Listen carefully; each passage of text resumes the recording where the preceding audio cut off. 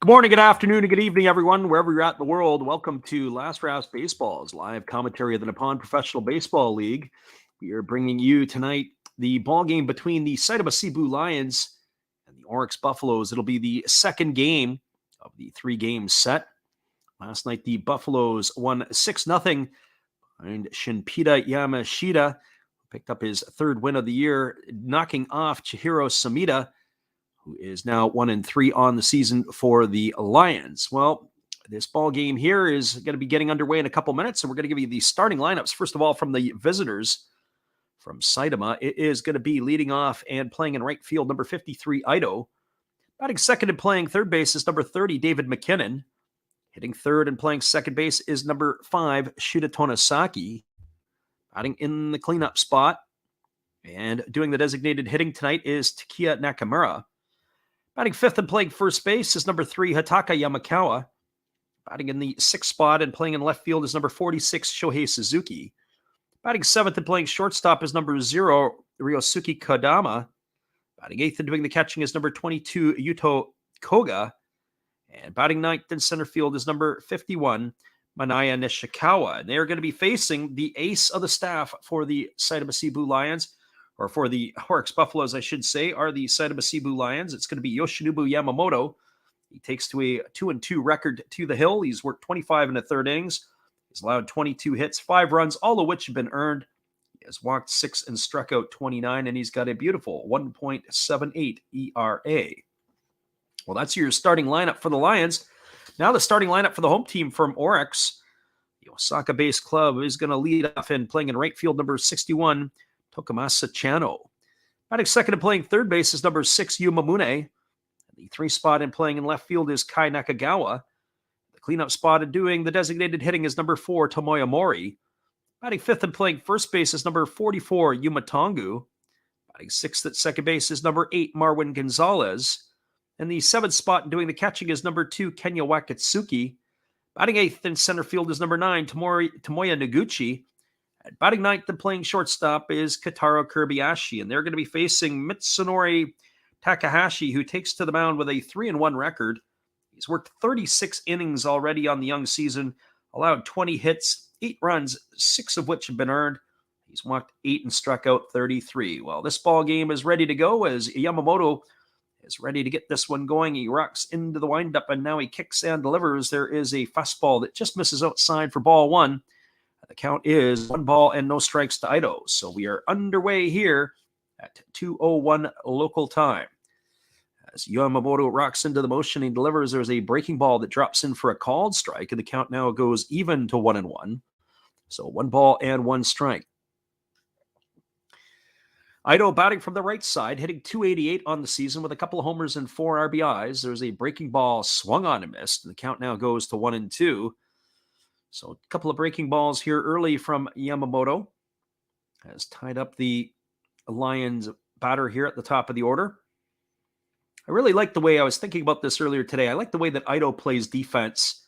He has been solid in right field the last couple of seasons when we watch him. Very good defender.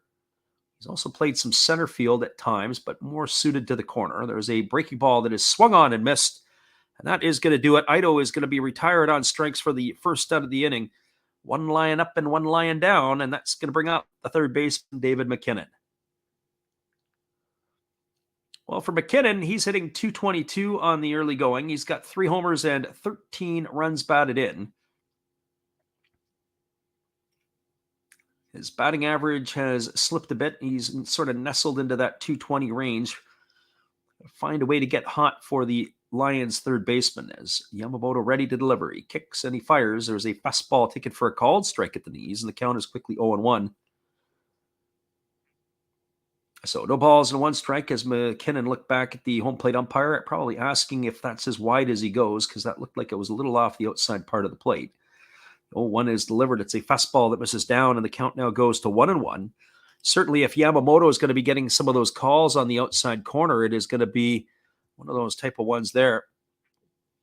There's a fastball swung on. This is lifted foul down the right field line, and the count now goes to 1-2.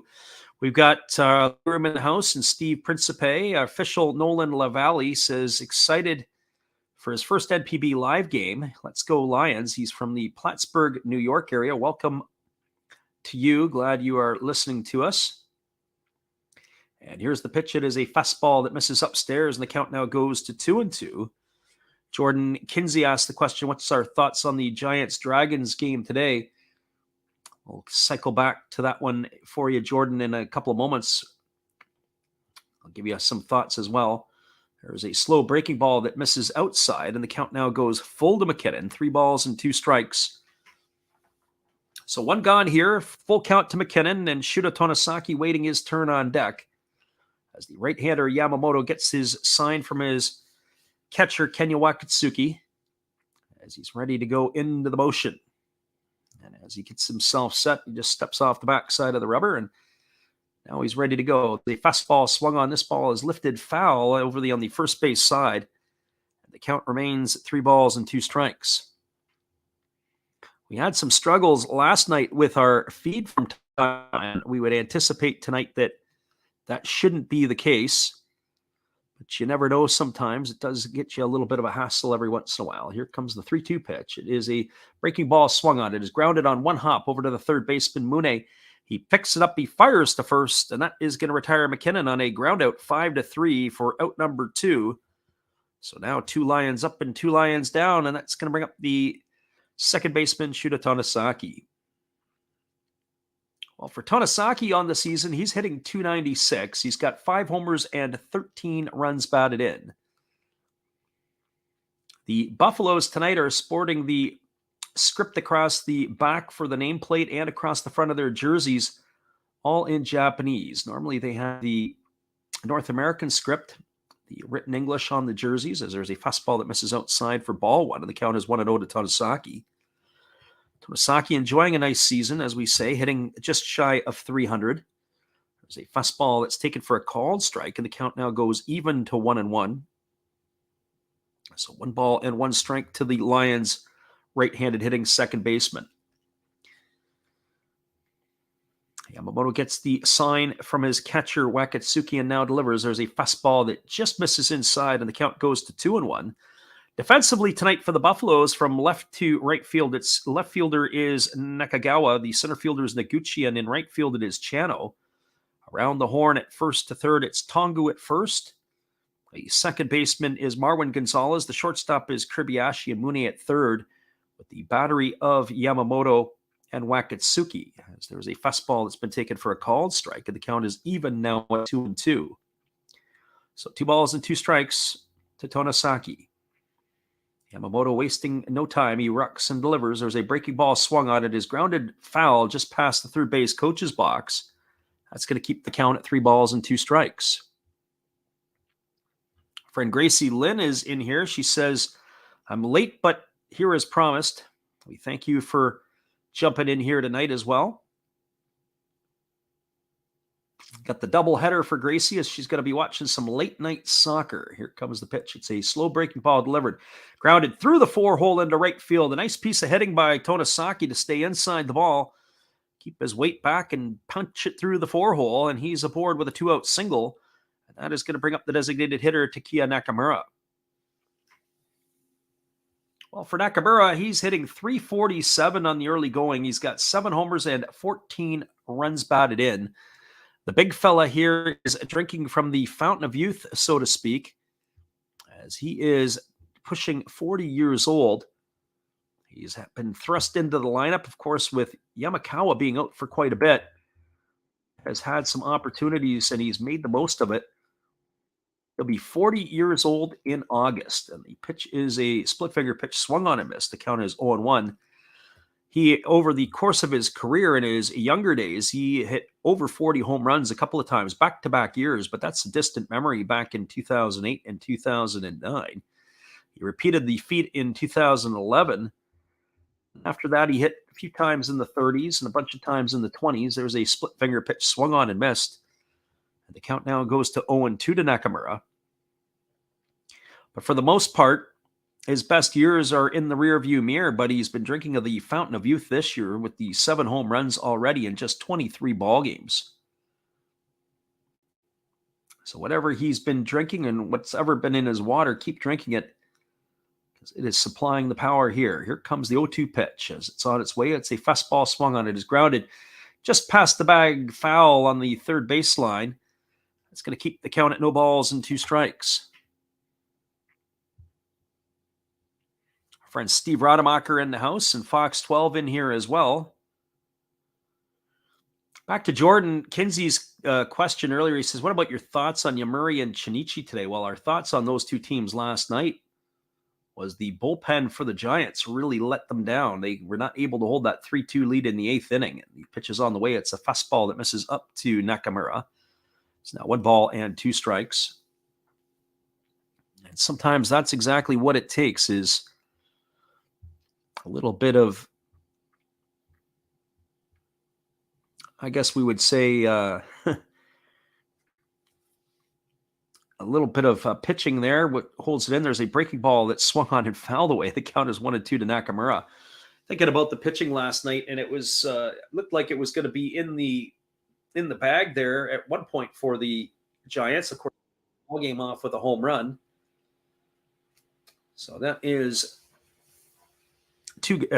1 ball and 2 strikes here to Nakamura. They were all able to push that lead up to 3-0, but then it was all Dragons after that, as they throw over to first base, and diving back in time was Tonosaki.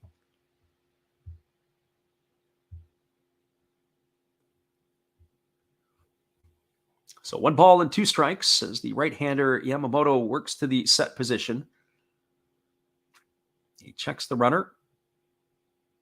And now he kicks and delivers. There's a fastball swung on. It is grounded, and it's going to squirt through the third baseman, and that is going to be picked up in foul territory, but it was going to be a base hit. Nakamura absolutely scorched it. They're going to rule that as a hit, and so it should. Mune had to go to the backhand side. He went to his knees. He was able to knock it down, but he was not able to make the play, and it's going to be back-to-back singles now here by the Lions. That's going to bring up the Pacific League home run champion from 2022, Hataka Yamakawa. Well, for Yamakawa, he has not played a whole lot this year. He picked up a bit of a knock, missed some time. He's hitting .244. He's got 0 homers and 3 RBIs. The big fella did play in the World Baseball Classic and had one of the more humorous moments as a ball had bounced off the ground and hit him on the side of the head. It's kind of a bizarre incident in that classic. As the first pitch is delivered, it's a split finger pitch swung on and missed. And the count is quickly 0-1. They often say you have to get to the starters early and often.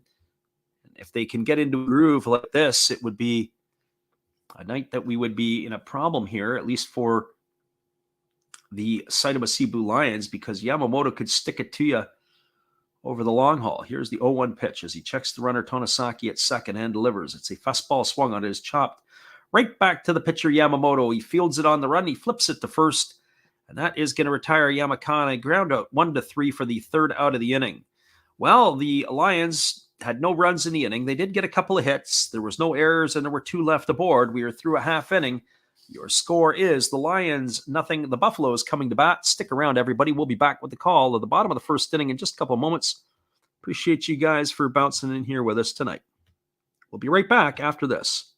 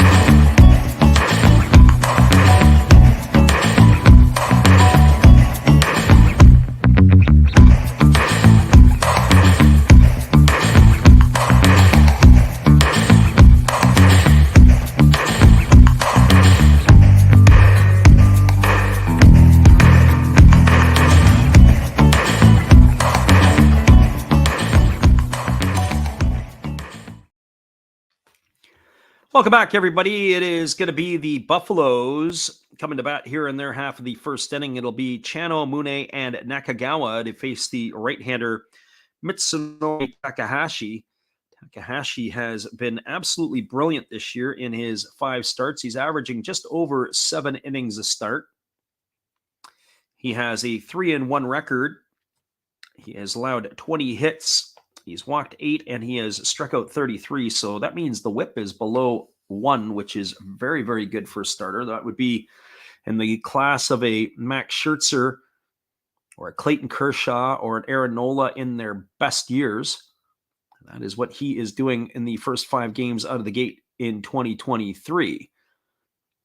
So Chano digs himself in, and we're ready to resume the action here. As the right-hander working from a pseudo stretch position delivers a first pitch fastball for a called strike, and the count is 0-1. That one barreled in at 93 miles an hour on the gun. For Chano on the season, his rookie year, he's hitting .307 with no homers and 7 RBIs. He takes a fastball down, and the count goes even to 1-1. So 1 ball and 1 strike. He does bat from the left side here against the right-handed throwing Takahashi, and there's a fastball swung on. This line is lined into center field. It's going to get down for a base hit in front of the center fielder Nishikawa. So that's how the Buffaloes are going to start it. We saw the Buffaloes in that 3rd game of the series against the Fukuoka SoftBank Hawks, and I have to say they were absolutely swinging the bats. They were crushing the baseball, hitting the ball all over the park, and I think at one stretch in that series they had over 40 hits in the 3 games. I think they ended with about 42 or 43 in that series. And they have not skipped a beat. They put 6 runs up on the board against the Lions last night. So they are starting to find their form offensively. And you couple that with good pitching, it makes it for a long night for anybody. So Yuma Mune steps to the plate. He's batting .273, and he takes a break ball inside for a ball, and the count is 1-0. Mune also has a homer and 7 RBIs to his name on the early going. So here he is here, batting from the left side against the right-handed throwing Takahashi. As the right-hander leans in and he gets his sign. And now he kicks and delivers. There's a breaking ball taken for a called strike, and the count now is 1-1. So 1 ball and 1 strike it is. Appreciate a few of the newcomers to the channel who've jumped in with us tonight. And we thank you guys for listening in here with us as we are bringing you Japanese baseball. 1 ball and 1 strike to Mune. It's a fastball swung on it. It's grounded over to first. Fielded there by Yamakawa. They go to second for 1. It comes back to first, and it's not in time. It's going to be a fielder's choice to erase Chano. That goes in the books as a 3-6 fielder's choice. Mune is going to reach safely at first on the back end, and then it'll bring up the left fielder, Kai Nakagawa. We got to look at that on the replay, and it was close, but Mune was just able to leg that one out. So Nakagawa stepping to the plate, batting .299. He's got 4 homers and 13 runs batted in. Hitting from the right side here against the right-handed throwing Takahashi. And the first pitch is a fastball swung on, and it's lifted foul behind home plate. It's going to reach the seats, and the count here is no balls and 1 strike. Nakagawa got off to a good start, and then he had a bit of a rough patch, but he's now found his way back into that 3 spot in the batting order.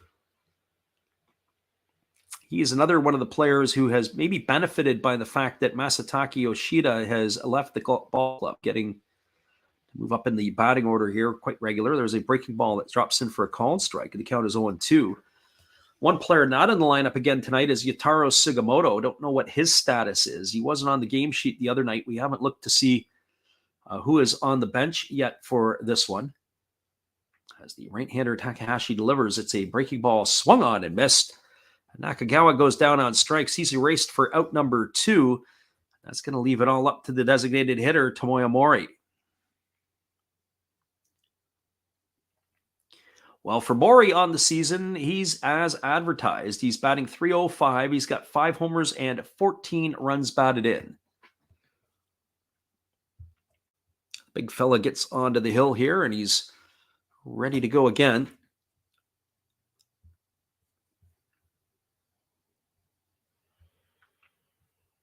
Our friend Gracie says that an odd stat from NPB action tonight.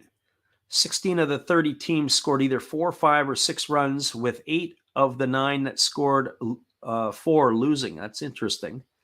As that breaking ball missed upstairs to Mori. Takahashi holds set and he delivers again. There's a fastball swung on. This ball is popped up over on the right side of the infield. It's drifting back in the shallow right field, and making the catch is Tonosaki, the second baseman, and that is going to do it here for the Buffaloes in their half of the first inning. They had a hit. There's no runs, 1 hit, no errors, and 1 runner left the board. We are now through 1 complete. Your score is the Lions 0 and the Buffaloes 0. We'll be back in just a couple moments with all the action. Appreciate everybody for listening in here tonight. Whether you listen live or on delay, we do appreciate everybody being here. Here is our friend Steve Rademacher. Be sure to check him out after the game. This is Steve Rademacher, and I'd like to introduce you to my channel if you haven't seen it before. These are all the things I enjoy: sports, autographs, relics, non-sports Hall of Famers, pseudo-sports, Star Wars. That's my channel name and my name, and I would really appreciate it if you would come check me out and maybe even subscribe if you like it. Thank you for that for now, and back to your ball game. Hello, this is Eric Fox, formerly of the Oakland A's and Texas Rangers baseball teams. If you want to learn about Japanese baseball, see Coach Fred of Last Raps Baseball. If you want baseball instruction, see Coach Fred. If you want to learn about golf, do not go to Coach Fred. Fred, what kind of club is this? At Last Raps Baseball, we know baseball. Welcome back, everybody. We are cruising now to the top of the second inning as Yoshinobu Yamamoto is coming on back out. Our friend CV Baseball Card Collector is in the house. So now all the excitement can begin. It is going to be the 6, 7, and 8 hitters to come to bat here to face Yamamoto. It'll be Suzuki, Kadama, and Koga to face the ace of the staff. A pretty good crowd on hand in Osaka tonight, although I have to say there are empty seats up in left field in the upper deck. We can see that there, but for Osaka on a Saturday afternoon, it's a pretty decent crowd. And the first pitch delivered by Yamamoto is a fastball that misses inside for ball 1, and the count is 1-0 to Suzuki. Suzuki batting at .258 on the year with no homers and 3 RBIs. As the right-hander delivers, there's a fastball that catches the outside corner for a called strike, and the count is 1-1. So 1 ball and 1 strike. Ready to go back to work is Yamamoto, wearing the famous number 19. And he delivers a fastball that swung on. It's grounded back up the middle. It is fielded by Gonzalez. He throws to first, and that's going to retire Suzuki. I'm going to have to look at that to see if Yamamoto got a glove on it or if he let that one get through. We'll get the highlight of it. He may get an assist on this. It was grounded back up the middle. Yeah, he did, and it deflected over to the second baseman. So that's actually going to go in the books as a ground out, 1-4-3. For the first out of the inning, and that's going to bring up the shortstop, Ryosuke Kadama.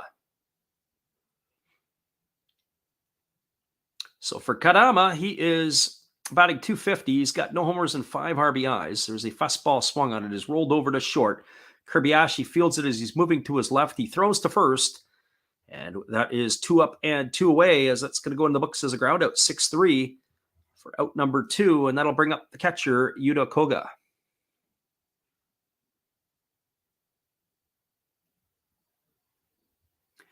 Gracie Lynn asked the question, a bit of a subjective question here, but what NPB team is known for having the best home atmosphere and which one is the worst?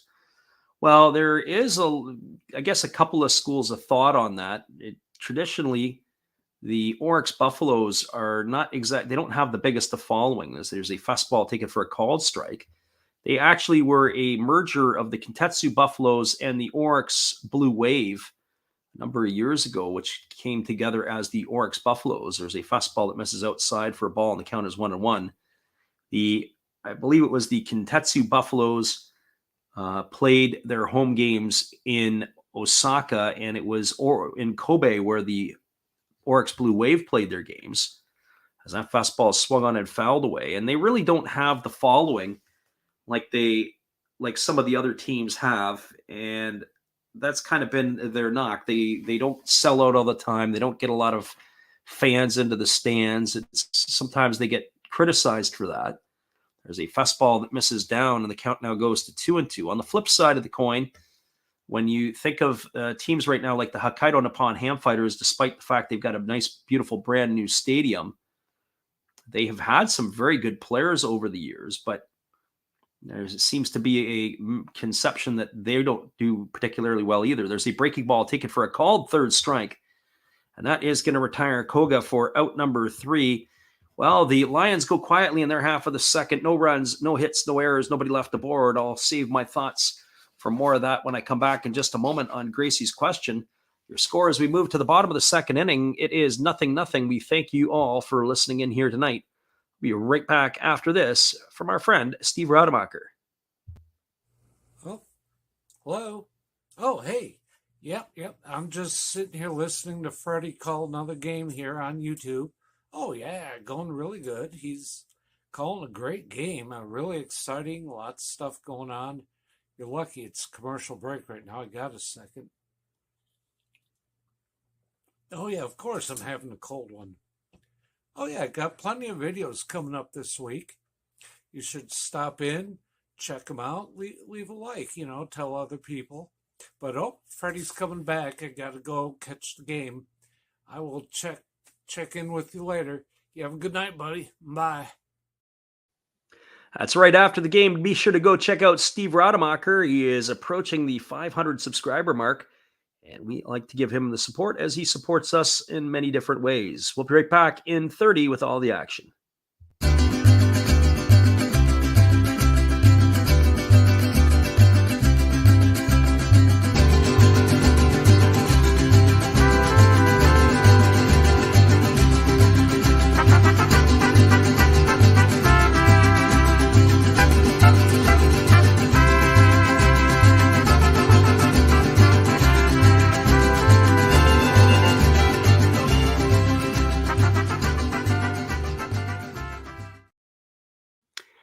Welcome back, everybody. We are moving to the bottom of the second inning. It'll be Tongu, Gonzalez, and Wakatsuki to face the starter here, Takahashi, who delivers a first pitch breaking ball over for a called strike, and the count is quickly 0-1. So no balls and 1 strike. It is nothing ball game here in the bottom of the second inning as the breaking ball drops in for another called strike, and the count is quickly 0-2 to Tongu. Tongu batting .328 on the season with a homer and 8 RBIs. He's really swinging the bat well. In fact, I think a turning point for him is just on how he played in the playoffs last year for the Buffaloes, especially in the Japan series. There's a fastball swung on. This ball is lined into right field. It's going to get down for base hit as it is taken on a hop by Ito as he had to move to his left toward the foul line. And Tongu is aboard with a leadoff single, and that's going to bring up the second baseman, Marwin Gonzalez. Well, for Gonzalez, he's batting .222 with 4 homers and 10 RBIs in the early going here. He has been moving all around the infield. We've seen him at second. We've seen him at short. We've seen him at first. But he can play pretty much all 3 outfield positions and third base. A very versatile player, the former Houston Astro and New York Yankee, Minnesota Twin, Boston Red Sox. He swings at a first pitch fastball that's upstairs and misses, and the count is quickly 0-1. Gonzalez was able last night to drive in a couple of runs with a double in the ball game. And so he is hitting here with a runner on at first and nobody gone. And it's that fastball up and away for a ball, and the count is 1-1. One thing you notice is the North American players, or some, I shouldn't say that, that's unfair. A lot of the North American players, or at least the former major league players, not always entrusted to bunt in these situations. They got to swing the bat, and there's a base hit over the head of Tonosaki into shallow center field. He did a nice job, Tonosaki, trying to decoy the runner to maybe have him freeze a bit, as it was a bit of a looping liner, but that is going to be a base hit for Gonzalez. That's going to put runners at first and second. And it's going to bring Kenya Wakatsuki to the plate. And one would have to think here the bunt is on. Just to answer a couple of more questions, and we welcome BVP to the house. Fred Gracie Lynn asked that question earlier, and who has the best and the worst atmosphere? Well, I got to tell you, the Hiroshima Toyo Carp, they say their fans travel well, and they are a very good group for supportive. A lot of the teams, they make a lot of noise. It's pretty good. The games at the Cochin Stadium are supposed to be a real treat. Home of the Hanshin Tigers. So those would be the ones that would come to mind quickly. The Tigers and the Carp having really good home support. Curious to see on some of the other ones myself. There's a first pitch breaking ball that misses upstairs, and the count is 1-0. I'm sure that even through the different nights of the week, weekend crowds are probably different than weekday crowds. You typically see that in Major League Baseball, that the weekend crowds are more of your family-oriented variety, especially on the weekends, Saturday and Sunday. Friday night crowd could be a younger crowd. People night out on the town, get an opportunity to go for a few pops, some dinner, and catch a ball game. But the Tuesday, Wednesday, Thursday crowds, depending upon where you're at, could be more the business-like atmosphere. As Wakatsuki is ready to bunt again, and he gets it down. It's down the third base line, but it's going to go foul. That's going to run the count to 1-1. So 1 ball and 1 strike to Kenya Wakatsuki. Here in the bottom half of the second inning. Other games tonight around the NPB, there is a rainout as the game between the Carp and the Tigers has been postponed because of rain. There is rain in some of the areas. One of the reasons why we chose this game tonight was because it is in the Dome. Tomorrow night, we're going to be calling a game, and it'll be fingers crossed because it is going to be the Marines and the Hawks. There's a bunt that's down the third baseline. They're going to have to hurry to get Wakatsuki, and they got him out. A nice pick by the first baseman, Yamakawa. We're going to see if the Buffaloes are going to challenge this one. But it doesn't look like it as Wakatsuki is coming off of the field. But he does get the job done. The third baseman, McKinnon, it looked like he was a little slow to get to the ball to read it. And then he threw the ball in the dirt, and it was a nice play there by he did the one-step read, and he went the wrong way. And then he had to come and get it because it got past the pitcher. But a good pick over there by the first baseman, Yamakawa. But that's going to go down as a sacrifice. And that's going to go into the books as a putout. 5-3 for the first out. It's going to advance Tongu over to third. Gonzalez is going to advance over to second, and that's going to bring to the plate Tomoya Noguchi. And the first pitch to Noguchi is a breaking ball taken for a called strike, and the count is 0-1. Noguchi, who gets the start in center field tonight, batting .229 with no homers and a couple of RBIs.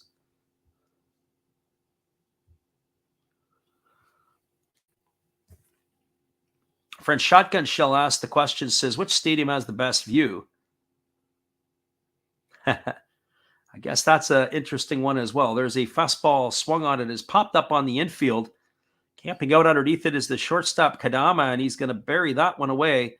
A bit of a wasted at bat there by Noguchi as he's gone for out number 2, and it's going to leave it all up to the shortstop, Kataro Kirbiashi. Pitcher Takahashi came in under the hands, and he was able to get the ball on the fists of Noguchi, who popped it up.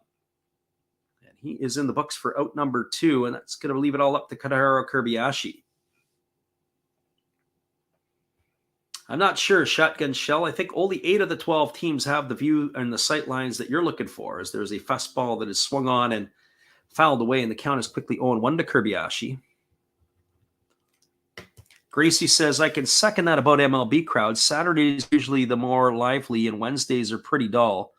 At least for the Braves. And that's usually pretty much standard fare. Monday, Tuesday, Wednesday, Thursday crowds, especially the day games, those could be people are done their work day and they go to the ballpark after the game, maybe have a quick dinner. So it's a different atmosphere. Not a lot of kids, especially in the months of April, May, and June.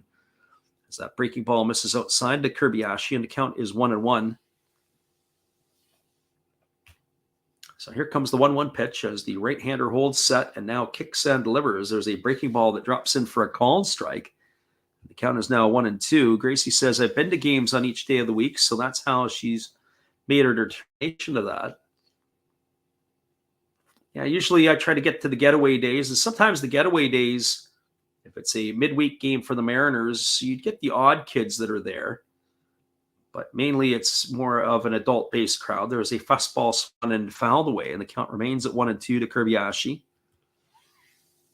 It'd be a bit of a wasted opportunity here to get the first 2 on with nobody out and not come away with anything if you're a fan of the Buffaloes.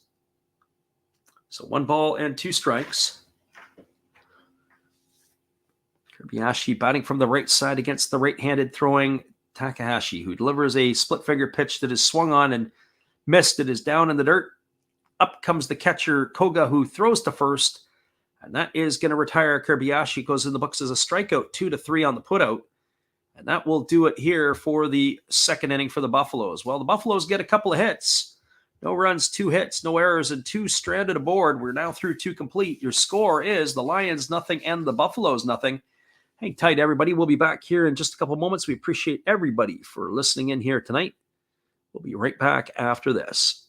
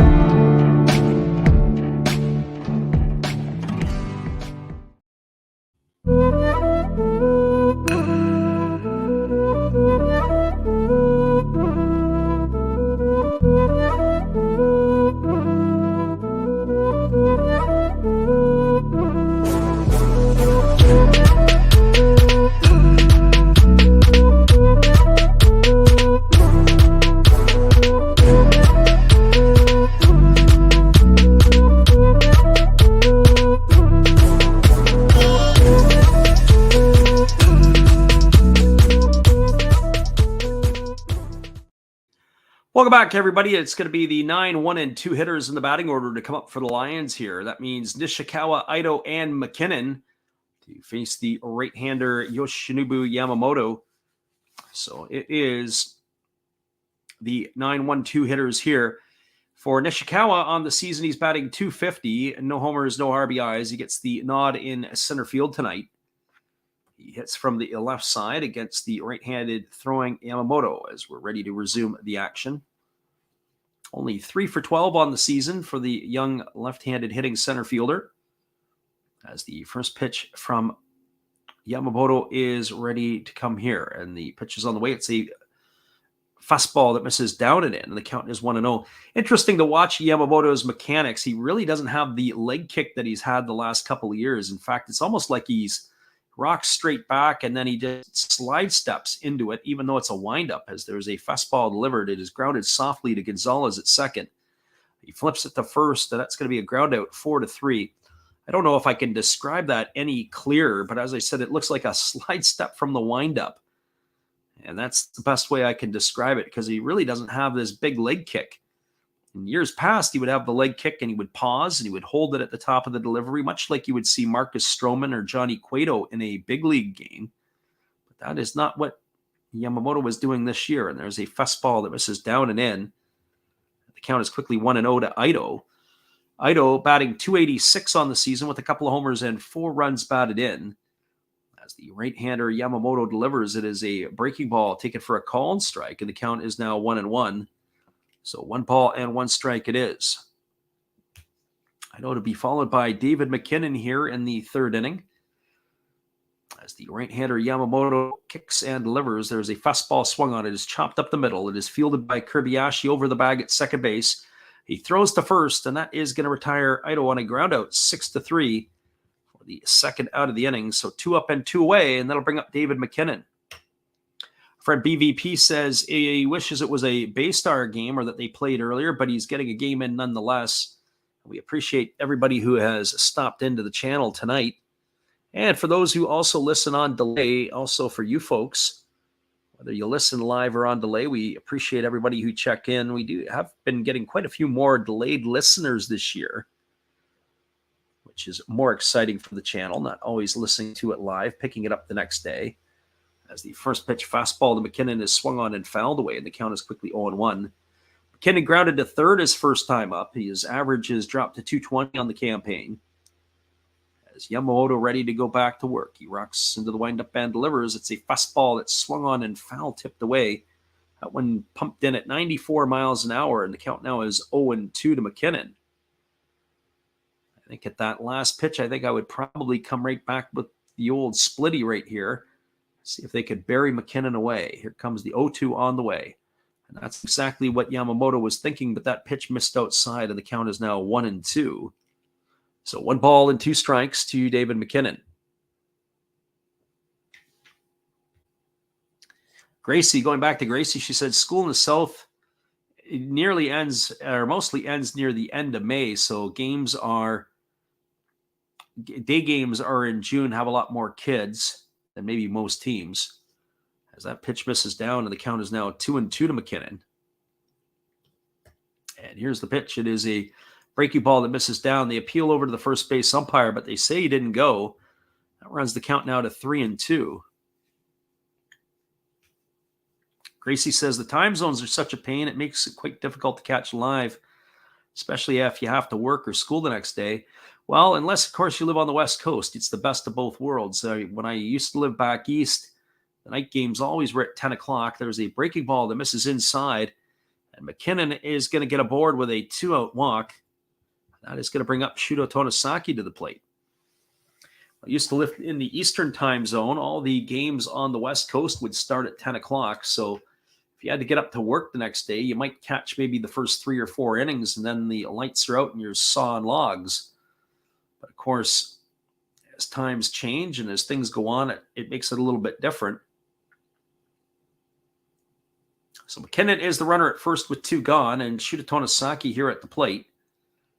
And that first pitch from Yamamoto is on the way. As he kicks and delivers, it is a split finger pitch that is down, but the home plate umpire said that Tonosaki went around, and that's going to be a strike to him. So no balls and 1 strike. With that hit in the first inning, Tonosaki has raised his season average to 303. But as I said about the time zones being a bit of a pain, on the West Coast, it's beautiful. As there's a split finger pitch swung on and missed. The count is now 0-2. You get to watch the ball games in the daytime, the East Coast games that maybe are 1 o'clock in the afternoon pitch. They're on at 10 in the morning. You get that game out of the way. Maybe you get a midday game.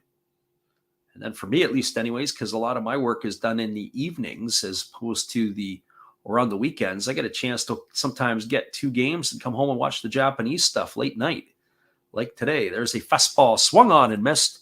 Tonosaki goes down on strikes for out number 3, and that is going to do it here for the Lions in their half of the third. There was no runs in the inning. There were no hits, no errors, but there was 1 run off the board. We are now through 2.5 innings. Your score is the Buffaloes 0, the Lions 0. Hang tight, everybody. We'll be back with the call in just a couple moments. Appreciate everybody for dropping in here tonight. We'll be right back after this.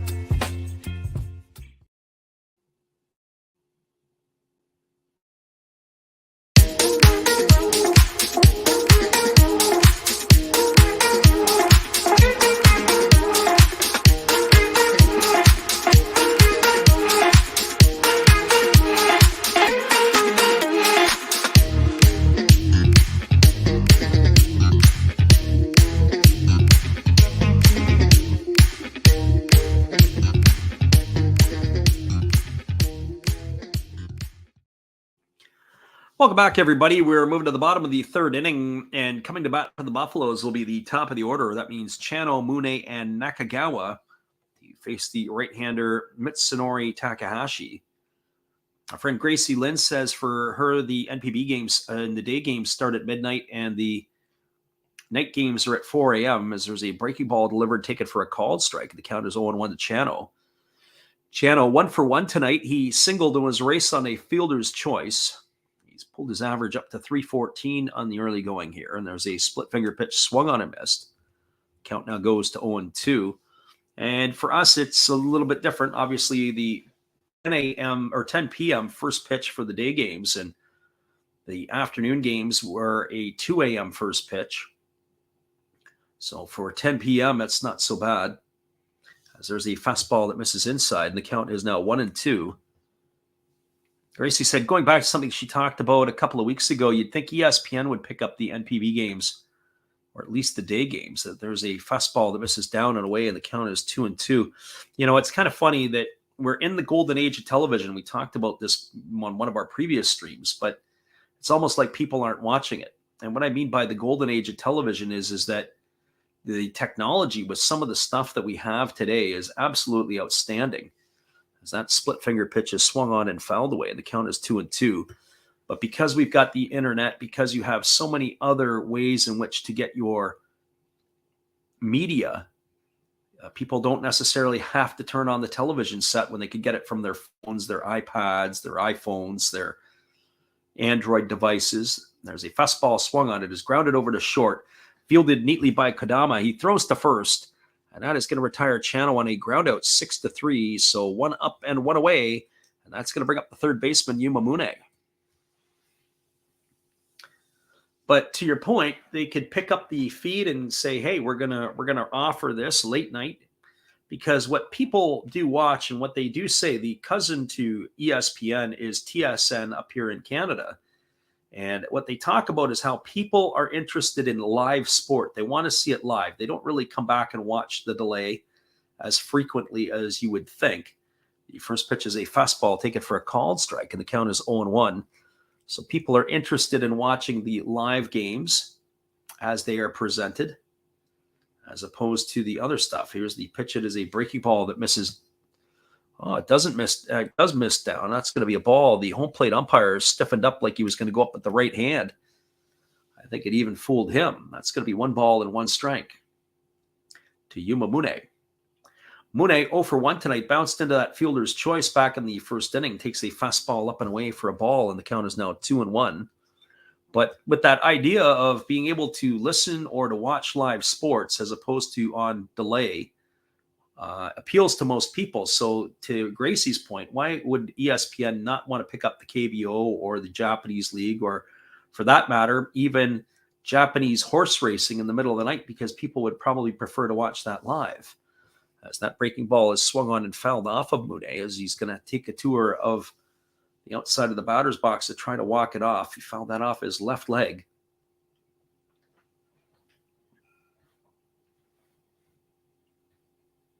Gracie Lynn says, would probably be better than airing the same Sports Center turn all night long. Absolutely.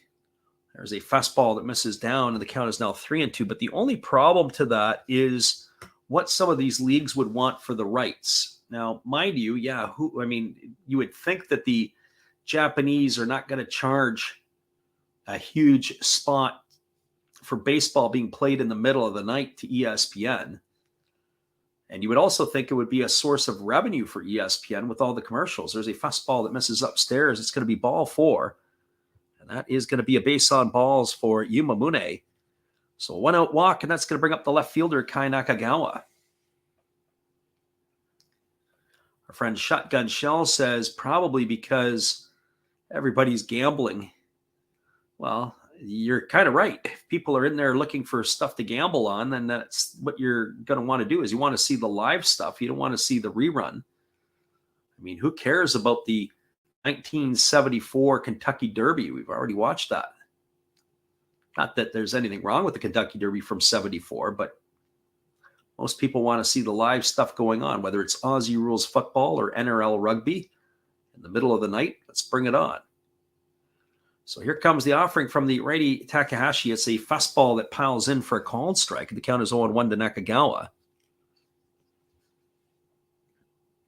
Gracie says she almost never watches anything on delay. The scores are everywhere instantly, so it takes the fun out of watching stuff on delay. You're absolutely correct. There's a fastball swung on it. It's popped up into shallow center field. Moving back underneath it is the shortstop Kadama. He's going to make the catch. That's going to retire Nakagawa for the second out of the inning. That's going to leave it all up to the designated hitter, Tomoya Mori.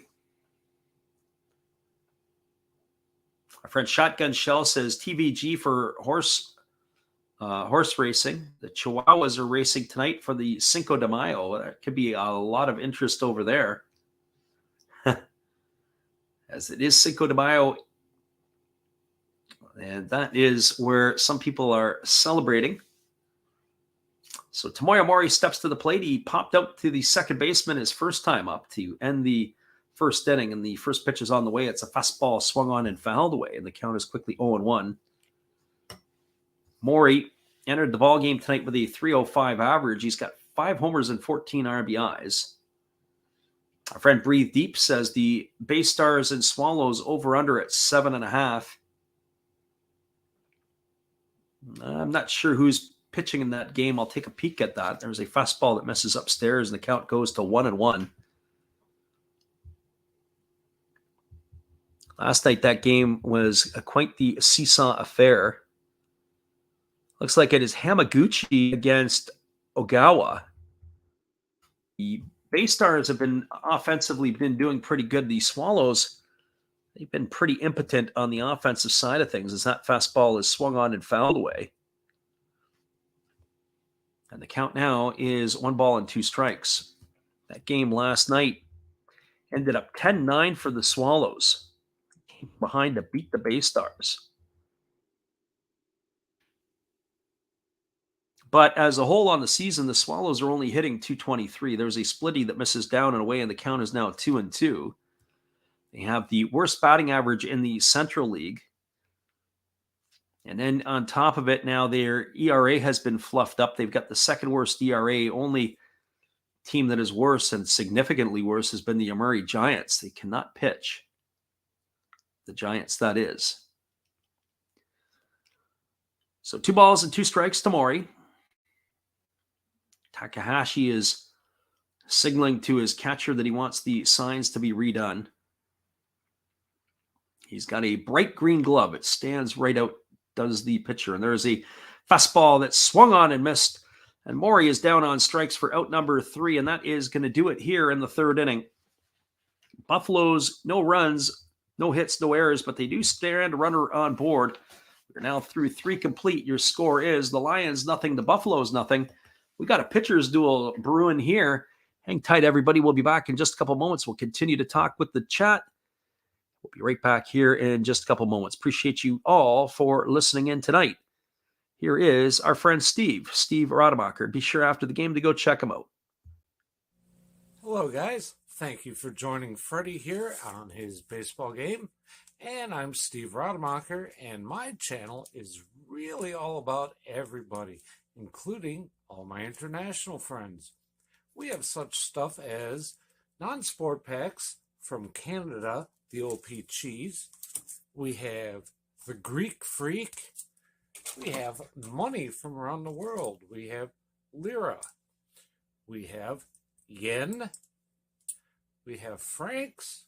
We have pounds. We have Deutschmarks. We have all kinds of cool stuff like that. We even have some cooler things like Japanese women wrestlers and OPC baseball cards where I cannot read the back. We even have unopened material like the royal family, I know it's backwards, from London, England. Thank you for watching. Back to Freddie. Appreciate you there, Steve, and the support you give to our channel. And in turn, we support Steve Rademacher.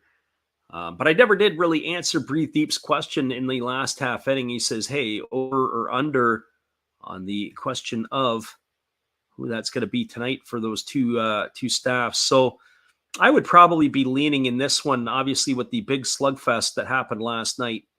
I would probably come back and be looking more toward the under. And that would be what I would think is sometimes the bats in one game, they go crazy. In the next game, they come back and go cold. But who knows?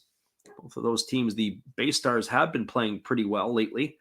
As there's a fastball that misses inside, and the count is quickly 1-0 to Nakamura.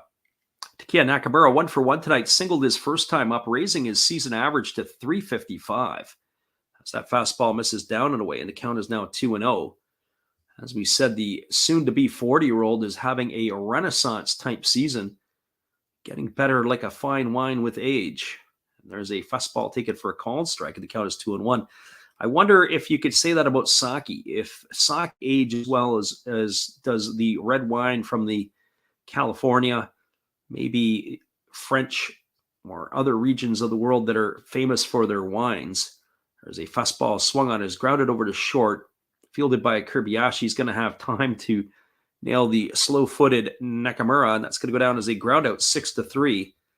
So one up and one away, and that's going to bring up the first baseman, Hataka Yamakawa.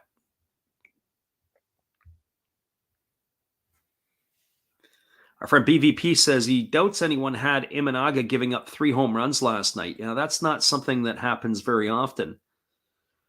As the right-hander Yamamoto goes back to work, there's a breaking ball swung on. It is lifted up into shallow center field behind second base. Marwin Gonzalez, the second baseman, camps under it, and he's going to make the grab. So 2 up and 2 away. And that is going to leave it all up to the left fielder, Shohei Suzuki. Gracie says the almost 40-year-old something is like the Japanese Nelson Cruz. Yeah, Nelson Cruz just continues to tick away and play.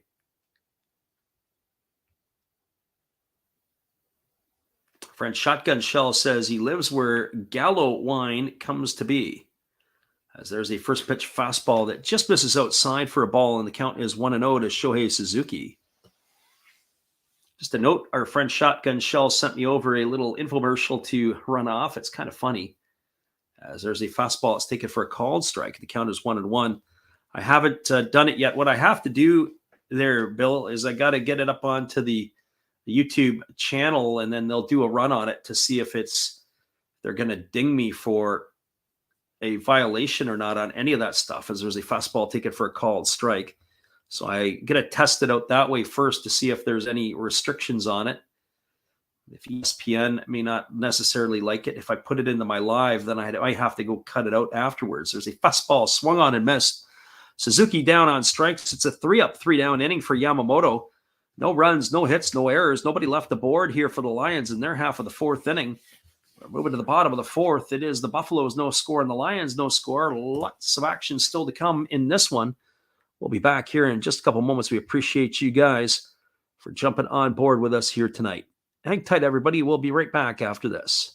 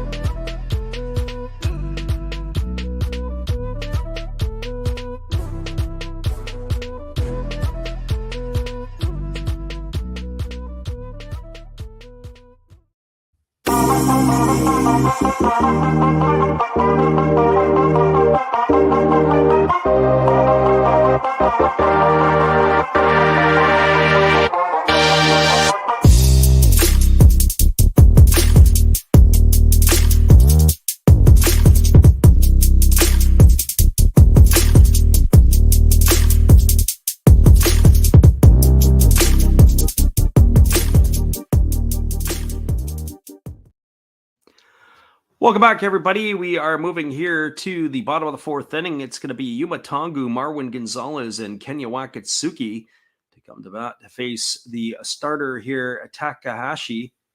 So Mitsunori Takahashi ready to deliver and go to work again here, as he is going to be facing the 5, 6, and 7 hitters in the batting order. Yamatongo tonight 1 for 1 as he singled his first trip up. He was stranded at third base back in the 2nd inning. I have to admit, I have to say one of the more favorite uniforms that I have to think about here is this of the Seibu Seibu Lions. I really like their jerseys. There's a breaking ball that misses inside, and the count is 1-0. The other jerseys I like the Swallows as well. I really don't like the Carp this year. The red on red numbers. Our friend John, who's probably listening in on delay, as there's a breaking ball taken for a called strike, and the count is 1-1. He would say different, but boy, that is hard to look at. You've got red numbers on a red jersey with the black outline. Almost impossible to see. Whoever thought of that wasn't thinking. There's a breaking ball that misses outside, and the count is 2-1, especially for television viewers or those who are sitting up in the upper deck. Friend Breathe Deep says, has anybody downloaded the Live QQ app on their phone? The breaking ball swung on. This ball is lifted into right field. Camping out underneath it is the right fielder, Ido. He's going to make the catch. And that is going to retire Tongu for the first out of the inning. And that is 1 up and 1 away. That's going to bring up Marwin Gonzalez. To answer your question, Breathe Deep, no, I haven't. And I don't know. We can ask Alexander Leggett if he gets in here tonight. Usually he pops in after the 11 o'clock hour. He was in here the last couple of nights, and if you don't see him, definitely he'd be a guy to ask. I don't know if he's got the app or not on the phone. The first pitch is a fastball delivered to Gonzalez. Let's take it for a called strike, and the count is 0-1. Gonzalez singled his first time up. He's raised his season average to 231. He's got those 4 homers and 10 RBIs.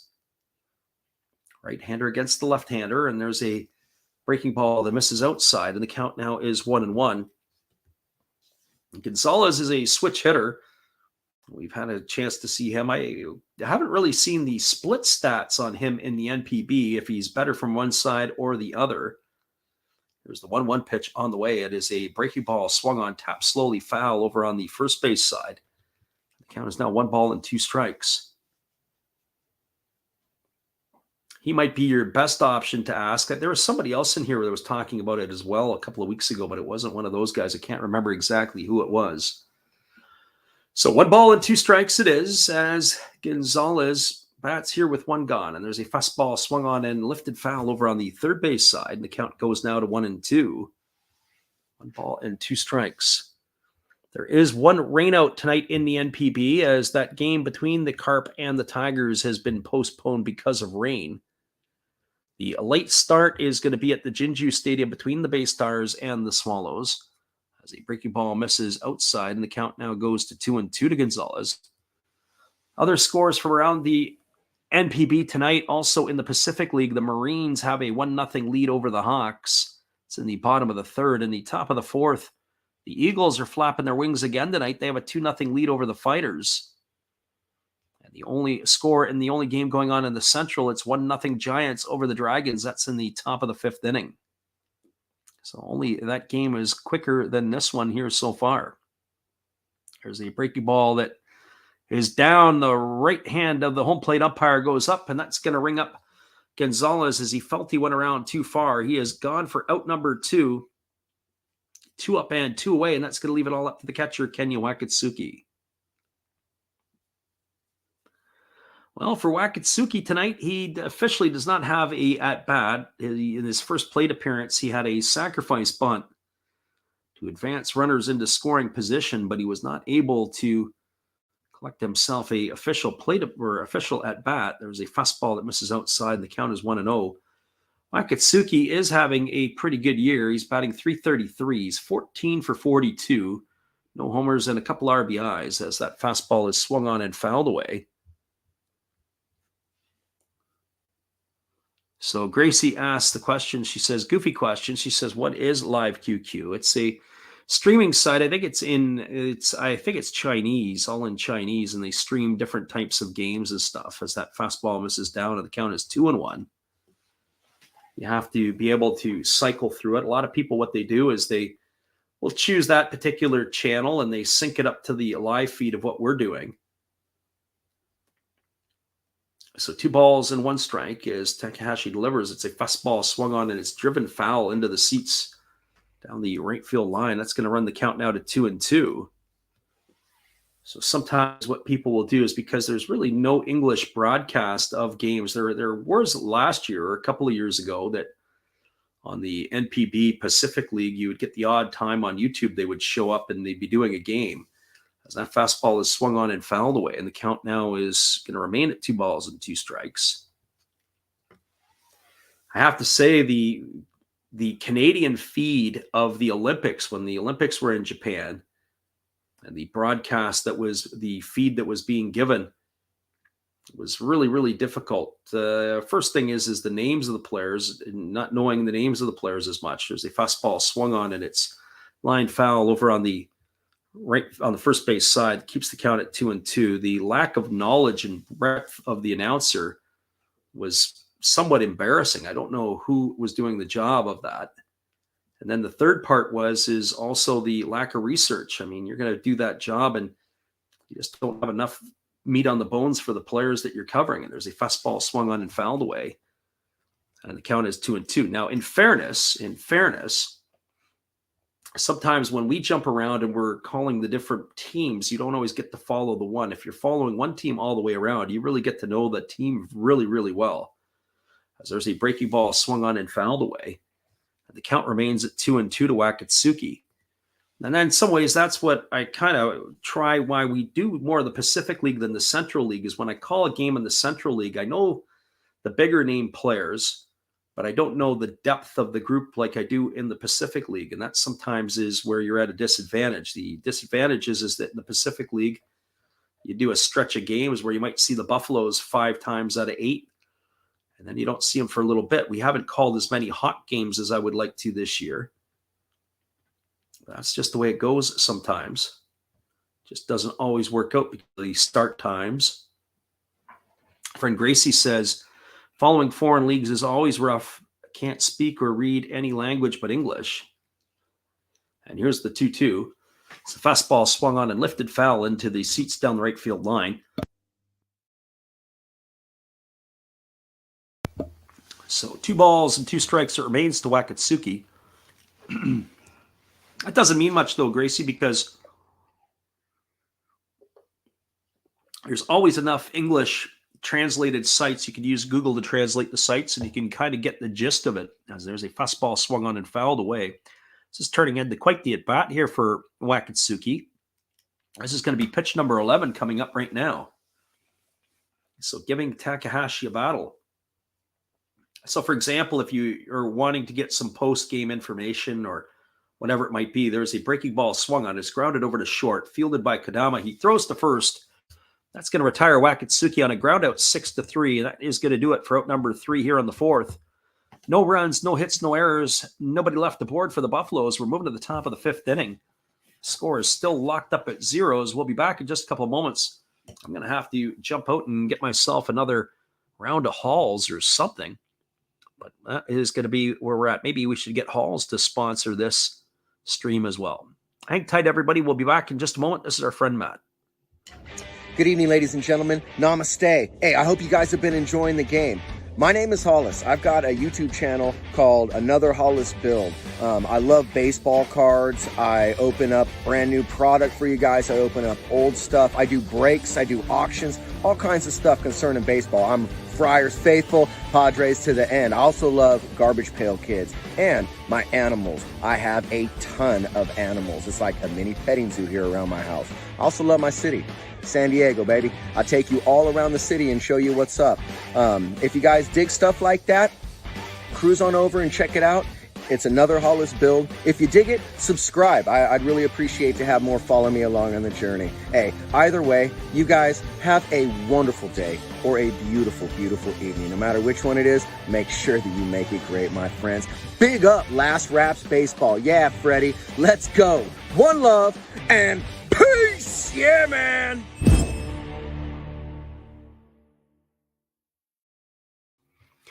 Welcome back, everybody. It is going to be the 7, 8, and 9 hitters to come to bat in the batting order for the Lions, and that means it's going to be Kadama, Koga, and Nishikawa to face the right-hander Yoshinobu Yamamoto, who has thrown 57 pitches through his first 4 innings of work. He's been pretty economical. The only 2 hits he allowed was to Tonosaki and Nakamura back in the first inning. He has been pretty solid ever since. He has walked the batter tonight. Only really 3 base runners for the Lions in this one. And so he has been spectacular, as has been his counterpart Takahashi. So one would have to think this will turn into a battle of the bullpens a little bit later. The first pitch is a breaking ball that misses down, and the count is 1-0. Yeah, sometimes if you are looking at some of the Japanese websites, but not just Japanese, if you're looking and watching the European sports and you're looking at the French or the German websites or Spanish websites, as that fastball misses down and away, and the count is now 2-0 to Kadama. You know, when you use that English translator, it's not perfect, but you can kind of get the gist of what they're trying to get at. There's a fastball that misses down. It's now 3-0. So 3 balls and no strikes to the light hitting shortstop. And you can kind of pick it off that way. You just have to be patient. At least I find you have to be patient through the translation because sometimes things can be lost in translation. So there's a fastball taken for a call strike, and the count is now 3-1 to Kadama. Fred Breathe Deep says you just make it up as you go along in your head. That's one way to look at it. As there's a fastball swung on, it is lifted foul down the right field line, and the count now goes to 3-2. Shotgun Shell says, I bet that's ESPN's problem, getting good English announcers. Well, I don't know about that. We got a long way to go. We've got, but there's no other place to hone your skills but to right here on YouTube. There's a fastball swung on, it's chopped slowly down the third base line. Mune is just going to let it go past him, and it is going to roll foul, and that is going to keep the count at 3-2. Nice job by Mune to give that decision, although I have to say if it took a strange hop on the carpet, there would have been nobody behind him. But that was a good read by him. Funny story, a number of years ago, I knew a guy in high school who was the pep band drummer. And he moved out of the area. He had moved up to Toronto, and he was living in a condominium in downtown Toronto. And what had ended up happening was he was asking the question, or where could he practice his drums? As that's a breaking ball that misses outside. And Kadama's on with a leadoff walk here in the fifth inning, and that's going to bring up the catcher, Yuto Koga. So when he wanted to practice his drums, what he would do is he would take, his snare or maybe his bass and a cymbal, and he would go down and practice on the street like a busker would. And he'd go to maybe the city hall area, and he would set up where he would be able to basically play, and people thought he was busking and dropping money, but that's where he was practicing. And in a lot of ways, this YouTube here for me is a way to practice. It's our open mic. We get a chance to have the audience and entertain you folks, be able to do that. Well, squaring the bunt already here is Yuto Koga. He's wasting no time. They're looking to try to get the runner over into scoring position. Yamamoto delivers. It's bunted. It is down. Right back to Yamamoto. He turns. He throws to second. They go back to first. It's going to be an out at first. We're going to have to see if they got the out at second or not. I don't know if it was in time. We're going to take a peek at this one here. I didn't see if they were able to get the runner going from first to second.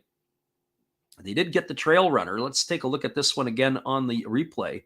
Ball bunted back to Yamamoto. He came off the mound, fired it down to second, and it looks like they retired. It is going to be a double play. What a play by Yamamoto. That's going to be a 1-6-3 double play. And so much for the sacrifice bunt, as that retires two batters right away. And trying to bunt, trying to find a way on is Nishikawa, and he takes that one upstairs for a ball, and the count is 1-0. Our friend Gracie Lynn says she was on the NPB website a few days ago, and the whole website was in Japanese. If you go up into the right-hand corner, you can actually click on the English portion of it, and it'll give you the NPB site in English.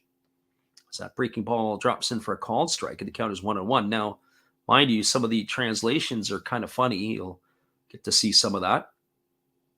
As Alexander Leggett is in the house tonight, we welcome you, Alexander. And we were talking about you earlier. Our friend Breathe Deep was actually asking a question that you may have an answer to. He was wanting to know that Live QQ has an app, and he wanted to know if it was safe to download and to use.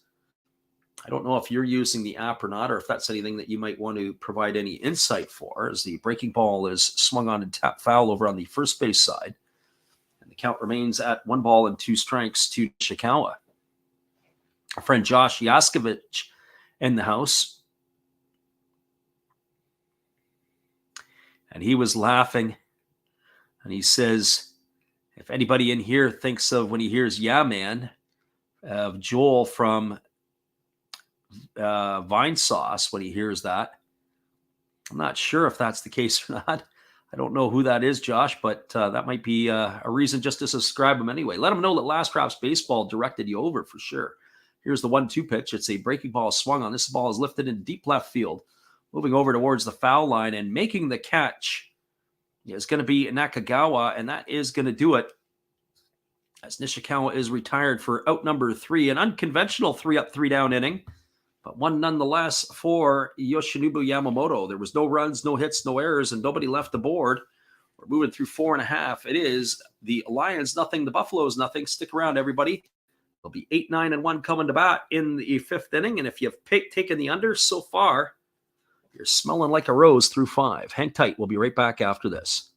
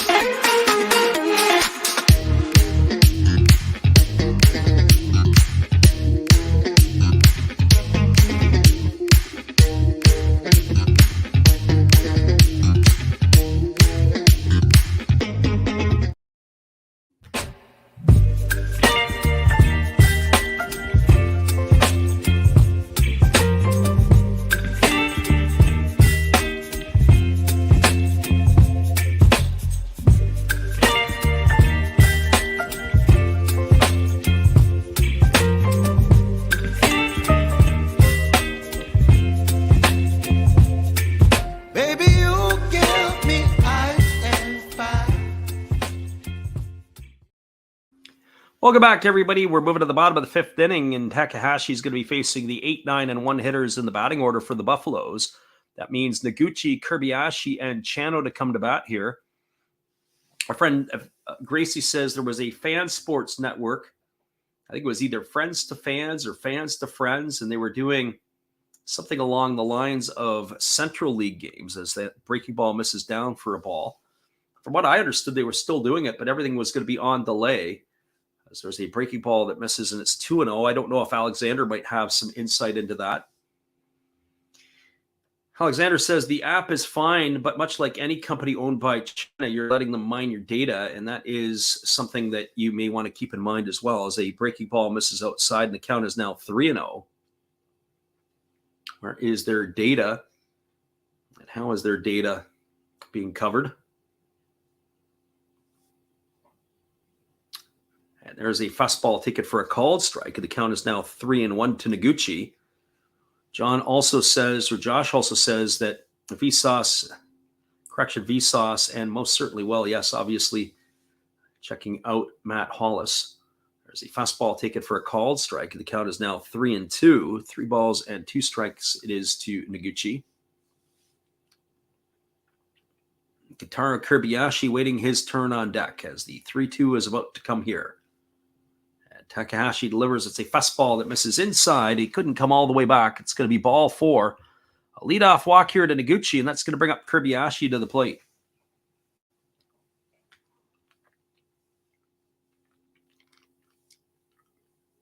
Well, Kobayashi is hitting 230. Well, he came into the game hitting 237. He struck out his first time up.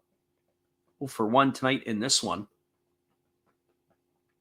And one would have to think this is definitely a bunt situation here, because with the top of the order coming up, they'll try to bang him home if they could get him into scoring position.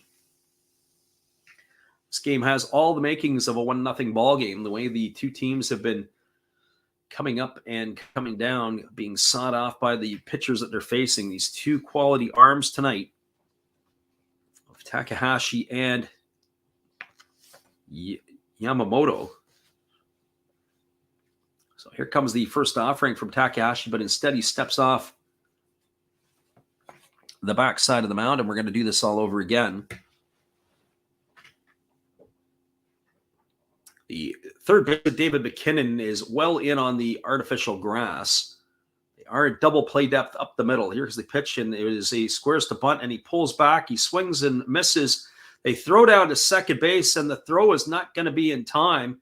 Emphatically, the second base umpire is calling safe, but the manager, Matsui, has come out, and he's looking for the VAR. They want to see if this is going to be there quickly. We're going to find out if this is going to be a stolen base or not. Our friend Gracie Len says that ESPN's baseball coverage is subpar at best. They allow you to follow second and third division soccer leagues globally. They have no coverage of anything below AAA baseball or anything internationally.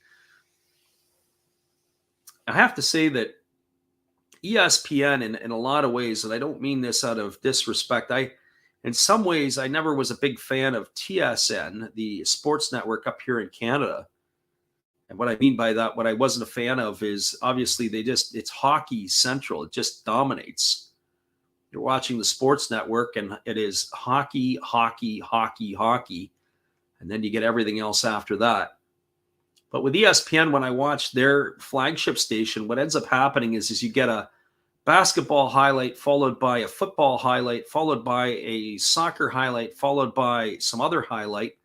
And it's just, there's no continuity. I'd rather see them do all the hockey than all the basketball, than all the football, all the baseball together, because then you're getting all of that stuff in one fell swoop, rather than giving me one basketball highlight or two basketball highlights and then changing it over to, possibly Aussie rules football highlights. Well, the challenge has been upheld, as it is going to be a stolen base for Noguchi. So they're going to lose a challenge on the Lions. Noguchi has got himself a stolen base. He is in scoring position as Kirbiashi had pulled back. Our friend Fox12 asked the question, why was the Carp game postponed and when is it postponed to? First question is an easy one to answer. It was postponed because there was rain in the area. The second question is typically they will play the games toward the end of the year, or there are some dates later in the year. So there's a fastball swung on his chop softly over to short. Kadama fields it. He throws to first. Kirbiashi didn't do a great job, but because it was chopped over up in the air, it is going to advance the runner Noguchi to third. So Kirbiashi gone for the first out of the inning, and that's going to bring up the top of the order in Takamasa Chano.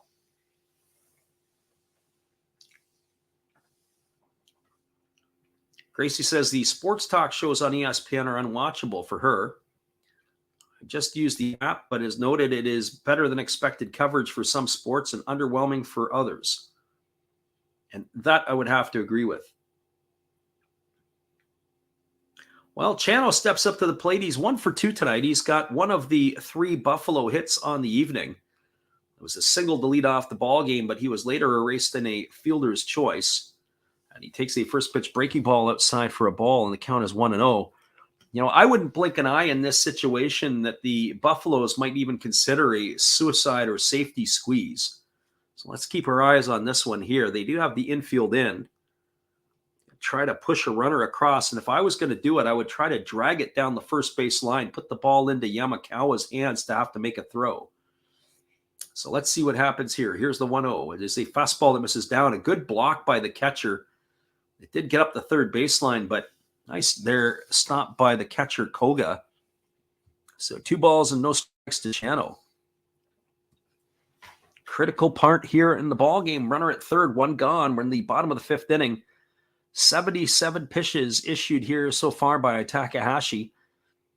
If I had to say right now that the right-hander for the Lions has not been, even though it's a nothing ball game, he has not been as sharp as his counterpart. Here's the pitch. It's a breaking ball that misses outside, and the count is now 3-0.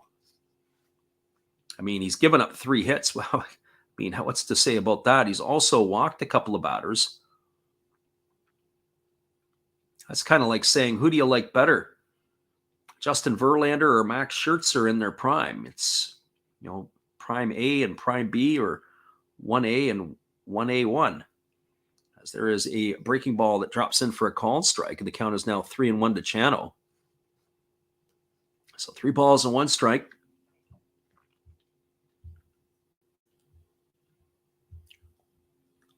Buffaloes are threatening here in the bottom half of the 5th inning. They're looking to try to punch the first run of the ball game across. Here comes the 3-1 offering. It kicks and delivers. It's a split finger pitch, swung on and missed. And the count now goes full to Chano. I think I still would have considered the squeeze or safety squeeze for sure in this situation. Why not? So 3 balls and 2 strikes it is. As the left-handed hitting Chano takes a called third strike on the inside corner. He was already heading down to first base. He does not like the call. He gives a pretty disgusted look to the home plate umpire as he walks away. Chano gone here. We're going to get a look at this one, and I have to say, I can understand why he's not very happy. That home plate umpire was very, very generous to Takahashi, and he is going to be gone for out number 2. So if you're a Lions fan, you're giving yourself a little fist bump here. That's going to bring up Yuma Mune to the plate. So Mune comes to bat with 2 gone. He's walked and he's bounced into a fielder's choice tonight. Officially 0 for 1 in this one. As a reminder, after this half inning, it becomes our proverbial Japanese halftime. And we'll have to take a little timeout. Our friend Gracie Lynn says, way off topic, are you looking forward to the CFL season in a few weeks up there in Canada? Absolutely not. I have zero interest. There's a fastball swung on and missed, and the count is 0-1. I remember a number of years ago when I was doing some work for the CFL, and it was halftime of the game between Edmonton and BC, and I was walking across the field, and one of my former teammates was still playing at the time. He was pushing 40 years old. As the pitch is on the way, it's a fastball that misses down, and the count is 1-1, and I catch up to Dan as we're walking across the field, and I'm like, hey, what are you doing out here? He looks over and he says, I'm going to ask you the same thing. I said, aren't you getting a little old for this? It was Dan Komisky, the former offensive tackle for the Eskimos, Rough Riders, and Stampeders. Here's the 1-1 pitch. And there is a breaking ball swung on and fouled away. It's into the netting just behind the temporary seating, and the count is 1-2. But to be honest with you, there's some good talent in the league, but it is, and it's an exciting brand of football, the 3 downs. It's not something that we go out of our way to watch and check out. So no, not really interested in the long haul of that. NFL is the only game in my mind in town. So here comes the 1-2 pitch. As it kicks and delivers, it's a fastball that misses upstairs, and the count now goes to 2-2.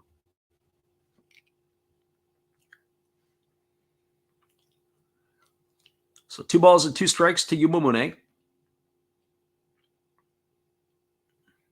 When I lived in Edmonton, when I was coaching in the Western Major League, only about maybe 6 or 7 blocks away from Commonwealth Stadium, I used to go for my walks around the stadium. There's a breaking ball that misses down and away, and the count is now 3-2 to Mune. I was maybe only about a 15-minute drive to the baseball stadium, so we would drive in there and park and get there early in the day and so on and so forth. Here's the 3-2 pitch coming to Mune. As Takahashi leans in, he gets his sign. Now Mune has asked for time. He's ready to go again. 3 balls and 2 strikes. The runner at third is Noguchi. There's 2 gone here in the bottom of the 5th inning, and the pitch is on the way. It's a breaking ball that misses outside. It's going to be ball 4, and Mune is aboard with a walk. That's going to put runners at first and third with 2 gone, and that's going to bring Kai Nakagawa to the plate. And it's going to bring the pitching coach out of the Lions dugout as he's on a full sprint to the mound. They're going to have a full-on meeting. They're going to talk about this first and third situation here, probably discussing how they're going to handle this.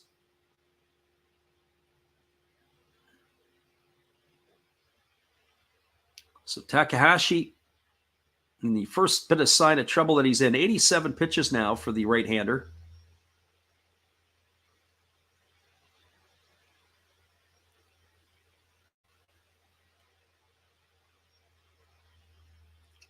So runners at the corner, Noguchi on third, Mune at first.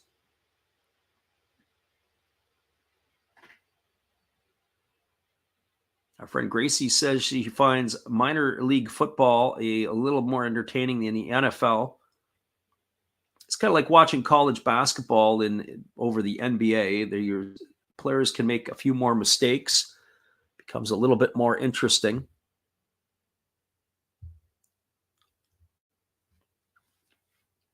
So here comes Nakagawa to the dish. He's 0 for 2 tonight. He has struck out and popped to short. And the first pitch is a breaking ball that flows in for a called strike, and the count is 0-1. Got to wonder how much longer the right-hander Takahashi is going to be around for after this inning here. So no balls and 1 strike as the right-hander ready to go back to work again. He comes set at the chest. And now he kicks and delivers. There's a fastball that misses inside, and the count is 1-1. That last pitch was at 95 miles an hour. Backing now Nakagawa off of the plate.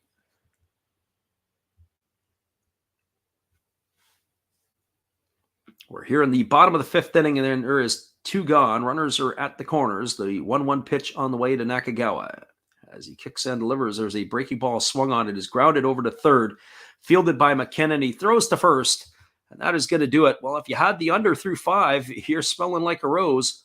Ground out 5-3, as that is going to do it here in the 5th inning. No runs in the inning, no hits, no errors. There were 2 runners left aboard. We are now through 5 complete, and we are in our proverbial Japanese halftime. That means they're going to have the extended break. We're going to be back in ourselves in just a couple moments. We appreciate you guys for being here and for listening in. Nothing is the scoreline. We're going to put our intro on a loop, and we'll be back in just a couple moments after we get ourselves a new hot coffee.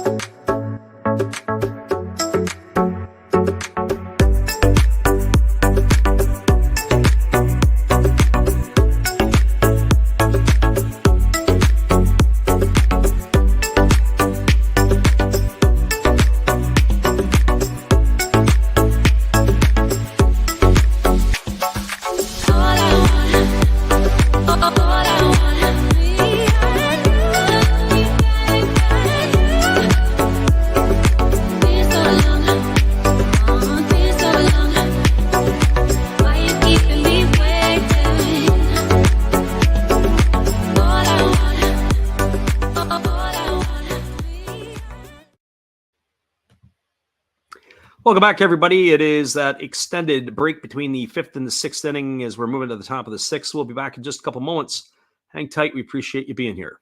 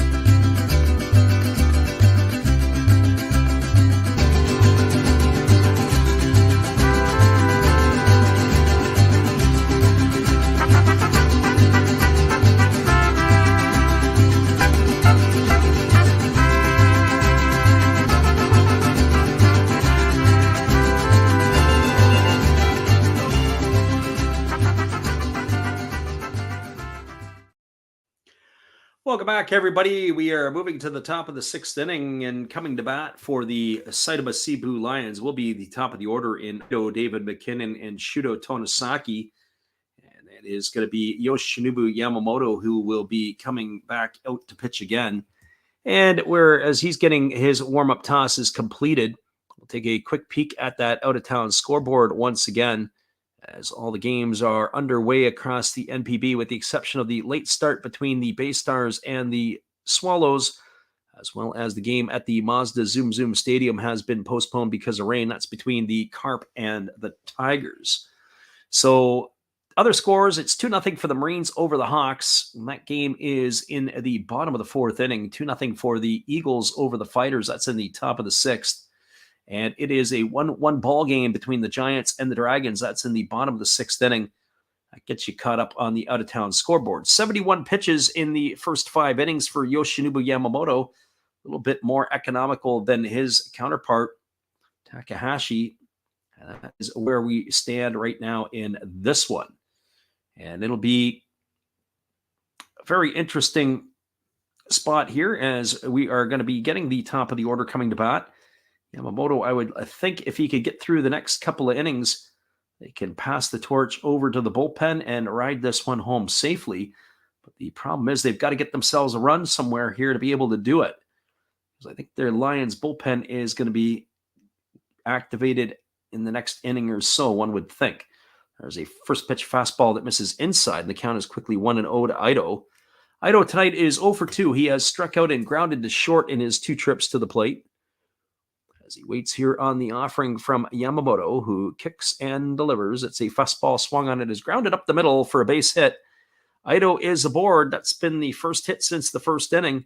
He's got himself a leadoff single, and that is going to bring up the third baseman, David McKinnon. Our friend Gracie says, hopefully the Lions can drive up that pitch count a little more. I could say that Yamamoto on his night could be good for upwards of 110 to 20 pitches.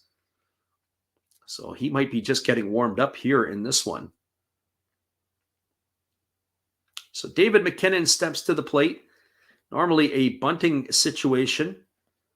But one would have to think they probably are not going to be bunting McKinnon here. If Mark Payton was in the lineup, we might see it from him. But he is getting the night off tonight. McKinnon, officially 0 for 1. He's grounded to third, and he has walked in his 2 trips to the plate. As Yamamoto holds set. And now he kicks and delivers. It is a split-finger pitch swung on and missed. And the count is quickly 0-1 to McKinnon. So no balls and 1 strike. As a reminder, tomorrow night we'll be back at it again, as we will be calling the game between the Marines and the Hawks. So hopefully you guys can join us for that one. And hopefully we'll be able to call it for you, because they are calling for rain in the forecast. So we are fingers crossed that we'll be able to do it, as Yamamoto has a good pickoff move. He throws over to first, and Ito comes diving back to the bag safely. So that is where we're at here. So we will be calling that game. Same thing. It'll be 10 o'clock Pacific time or 1 a.m. Eastern, depending upon where you're at, is what we'll be looking at for tomorrow's affairs. And again, they throw over to first base. This time, tag is not needed. They have announced the starters for tomorrow. It'll be Atsushi Tanichi against Kuya Fuji. But as we said, that game there that goes off at 10 o'clock is in jeopardy. We may or may not have that one. And if not, then maybe we'll try to squeeze in the Dragons and the Giants from the Antolin Dome. Or it'll be Hiroto Takahashi against Yuji Akahoshi. We'll have to make a decision on that one as it gets a little bit closer. So 1 ball and 1 strike it is to McKinnon, and the pitch is on the way. It's a fastball swung on. This ball is belted into deep left field, moving back onto the warning track, and this one is going to leave the yard as David McKinnon has gone yard. A 2-run shot here for the Lions, and that opens up the scoring in this one. That ball was absolutely missiled to left field. McKinnon got all of that one, and the American has now put the Lions up 2-0 with that shot here. Oh boy, cruising right along was Yamamoto, and he absolutely turned on it and hammered that. I've seen McKinnon hit 2 other home runs. That's his 4th of the year, and it looks like they all go to the same spot, pretty much right down the right field line, and they get out in a hurry. So 2-0 now the score, and that is going to bring up the second baseman, Shuta Tonosaki. So who would have thunk it? But maybe that extended break between innings is maybe the difference maker here, as Yamamoto has not been sharp since he's come back out to the mound here in the 6th yet. And the first pitch is a breaking ball taken for a called strike. The count is 0-1 to Shuta Tonosaki. It's plug boy Johnny in the house here. He says, come on, Orix. And Ruben says, yeah, well, the Lions took the lead. That is for sure. Our friend Ruben Hogan is in the house tonight. And as soon as Ruben speaks, that's when the Lions jump all over it. There's a fastball swung on. This ball is lined into right field over the head of Gonzalez. It's going to be a base hit for Tonosaki. He's aboard with a single, and that's going to bring up the designated hitter, Takeya Nakamura. That's the one thing that you do notice sometimes about Yamamoto. He'll be cruising right along, and then all of a sudden it'll be bang, bang, bang, back-to-back-to-back type hits, or a walk, a hit batter, and then a home run. And things unravel fairly quickly for the right-hander. We've seen that before in the past. And I don't mean it out of disrespect, but he's cruised along for pretty much 5 innings here, other than that first inning where he gave up a couple of hits, and then it's been all of a sudden bullet, bang, and next thing you know is we've got a 2-0 deficit for the Buffaloes, for those of you who are cheering for Orix.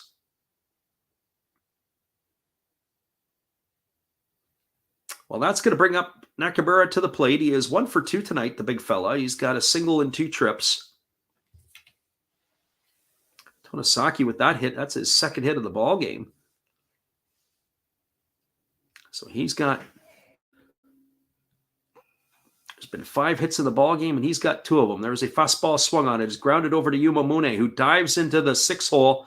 They throw over to first base, and that is not going to be in time. A nice play there by Mune. He had to go to his left. He ranged to his left. He fielded the ball. He threw from his knees, and it was just a little bit offline, but good hustle down the line by Nakamura, and that is going to be an infield single. So he is aboard with a base hit, as Tonosaki is going to be safe at second. And that is going to bring up the first baseman, Hataka Yamakawa.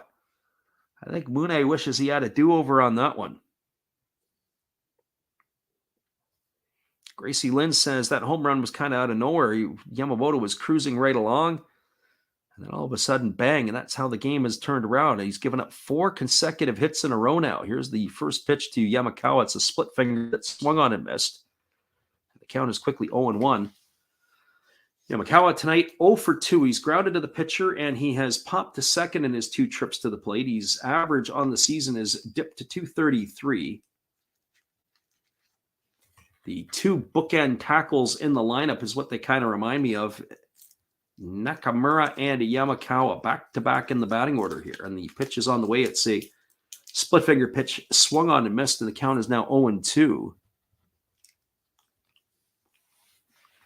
Our friend Shotgun Shell says, better go have a chat with him. Actually, they did have a go chat with him.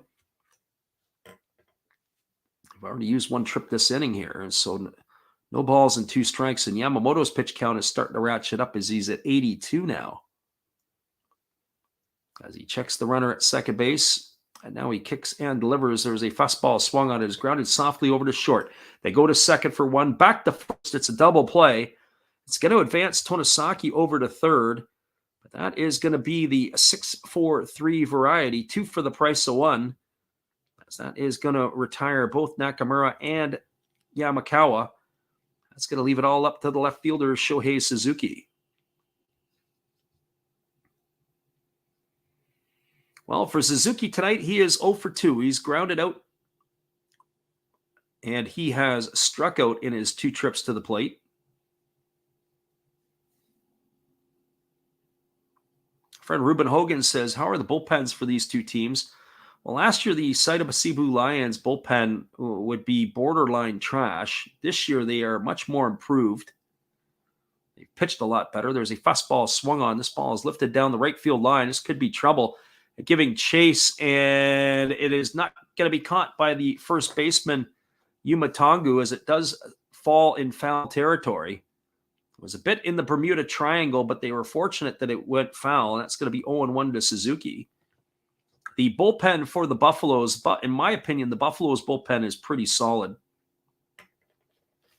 So if they have a lead, or even if it's a one-run lead, they've got the arms to be able to bring it home, especially with Hirano at the back end. I don't know if Jacob Waguespack is on the game sheet tonight. He wasn't the other night when we called these teams. So no balls and one strike. That was one thing I want to do, is to check the game sheet to see who is coming off the bench tonight for both of these clubs, both on the mound and on the bench for the hitter portion, as there was a fastball that misses down. A good block there by the catcher, Wakatsuki. The count is 1-1. So 1 ball and 1 strike it is. 2-0 is the scoreline now, as the Lions have grabbed the lead on the 2-run shot by David McKinnon.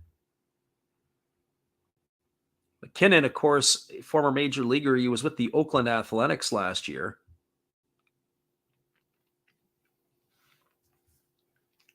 As the right-hander Yamamoto holds to the set position. And now he kicks and delivers. It's a fastball swung on. This ball is lifted into center field, but moving over underneath it with lots of room is Noguchi. He's going to haul it in. And that is going to do it here for out number 3. But there's been damage done, and there's been lots of it. 2 runs in the inning, and that's what I mean by lots of it. A crooked number on the board. 2 runs for the Lions on the 2-run homer by David McKinnon. There were 4 hits in the inning. There were no errors, and there was 1 runner left aboard. We are now moving to the bottom of the 6th inning. Your score is the Lions 2, the Buffaloes no score. Stick around, everybody. It'll be the heart of the batting order coming to bat for the Lions when we return after this. Appreciate you guys for listening in with us tonight. We'll be right back after this.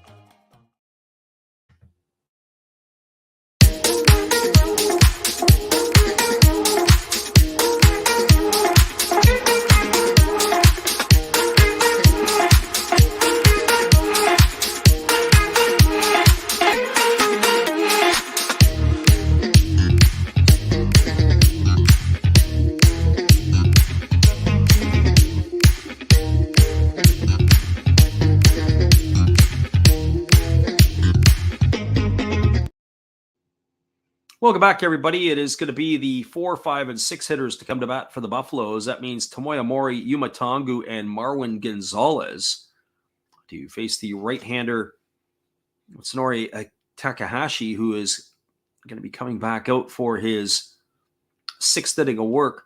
My friend Gracie Lynn asked the question. She says, when the Athletics move to Vegas next year? I didn't know they were moving next year. I think they have to have a stadium to play in first. I didn't know that was the quick and initial move. Do you think they'll keep the A's name or change it to something new? There's a breaking ball that's taken for a called strike. The count is 0-1 to Tomoya Mori. Mori 0 for 2 in this one, as he's popped to second and struck out in his 2 trips to the plate.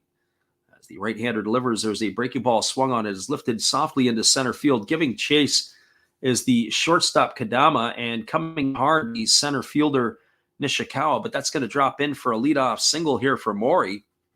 Have to wipe the blood off of that one, as it was able to bleed down. And that's going to bring up the first baseman, Yumatangu. Well, do I think they'll keep the name? Truthfully, no.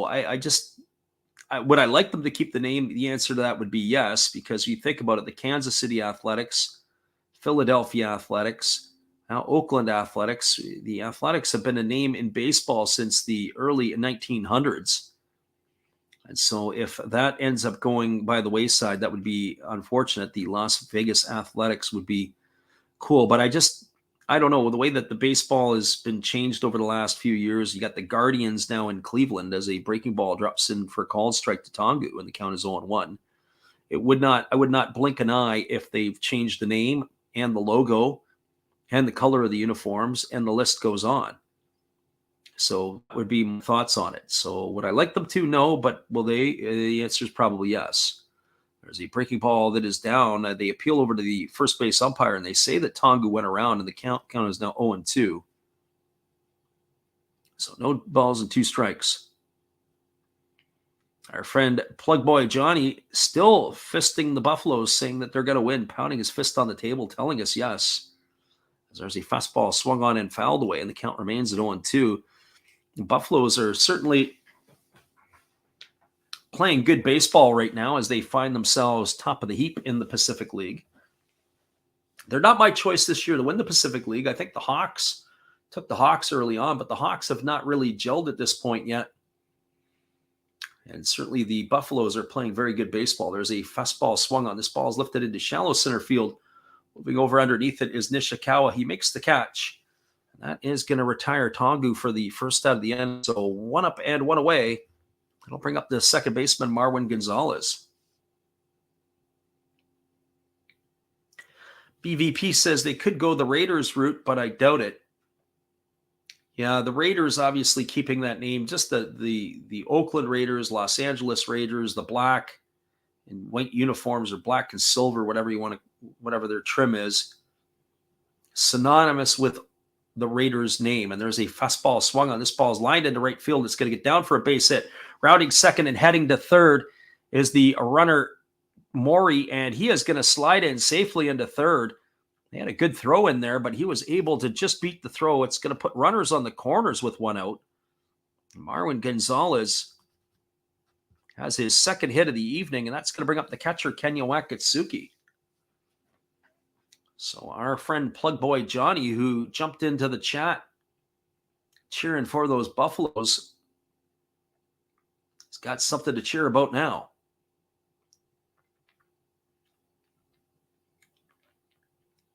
So runners at the corners with Maury at third and Gonzalez at first. Wakatsuki coming to the plate. Officially 0 for 1 in this one. He had a sacrifice bunt and he grounded to the shortstop in his 2 trips to the plate.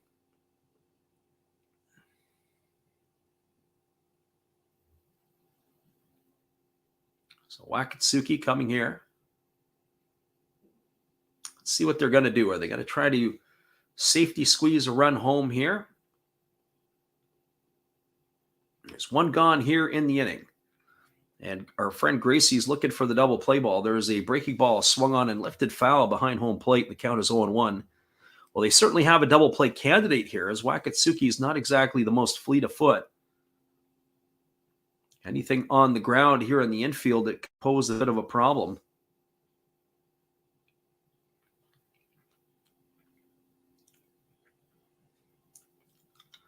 Here's the pitch. It's a fastball that misses upstairs, and the count is now 1 ball and 1 strike.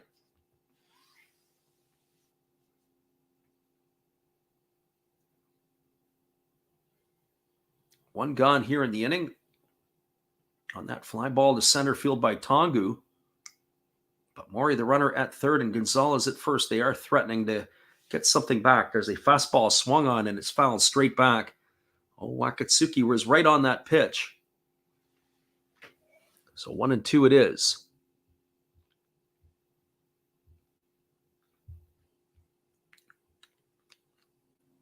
Takahashi has now delivered exactly 100 pitches in this ball game.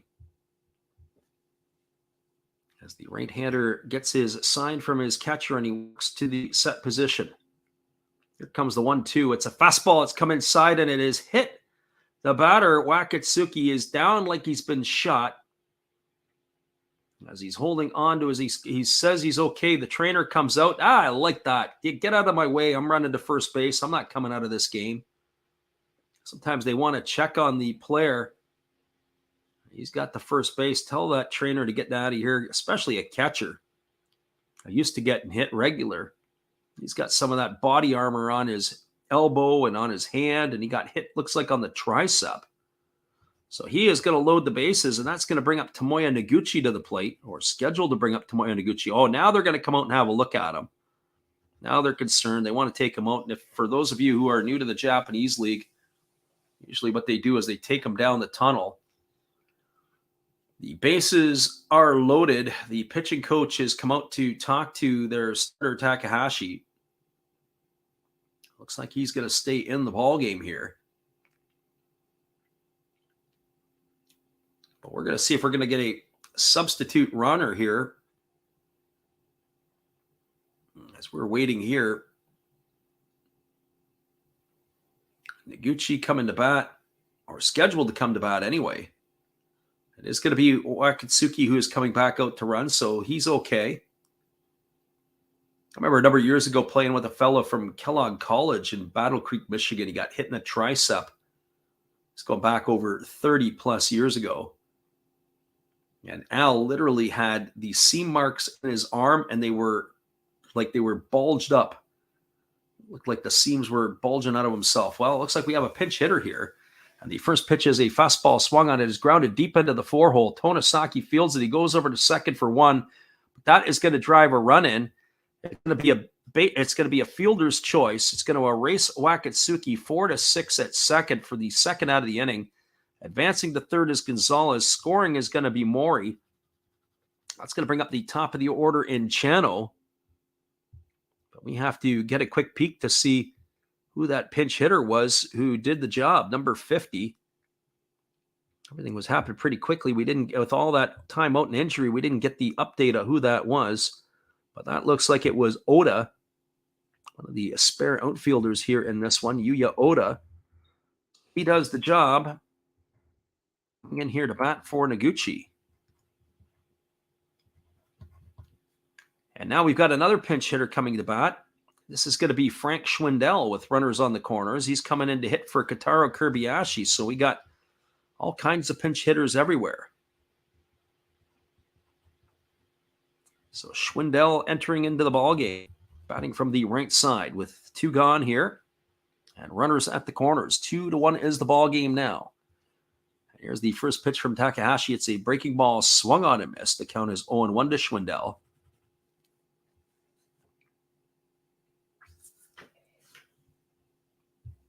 So no balls and one strike. As I said before, I've seen Schwindel come off the bench a couple of times. I've only seen him, I don't think I've even seen him start once. He is 7 for 35, batting an even 200 with no homers and 7 RBIs. As a pinch hitter, looks like he is 3 for 9 as a pinch hitter in some of these ball games, but I don't think that's accurate.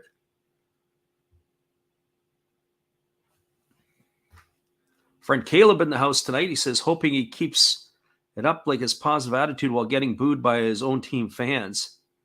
Not sure what that was. I have to go back up and take a look a little bit more. Probably Javi Baez. So no balls and one strike here to Schwindel.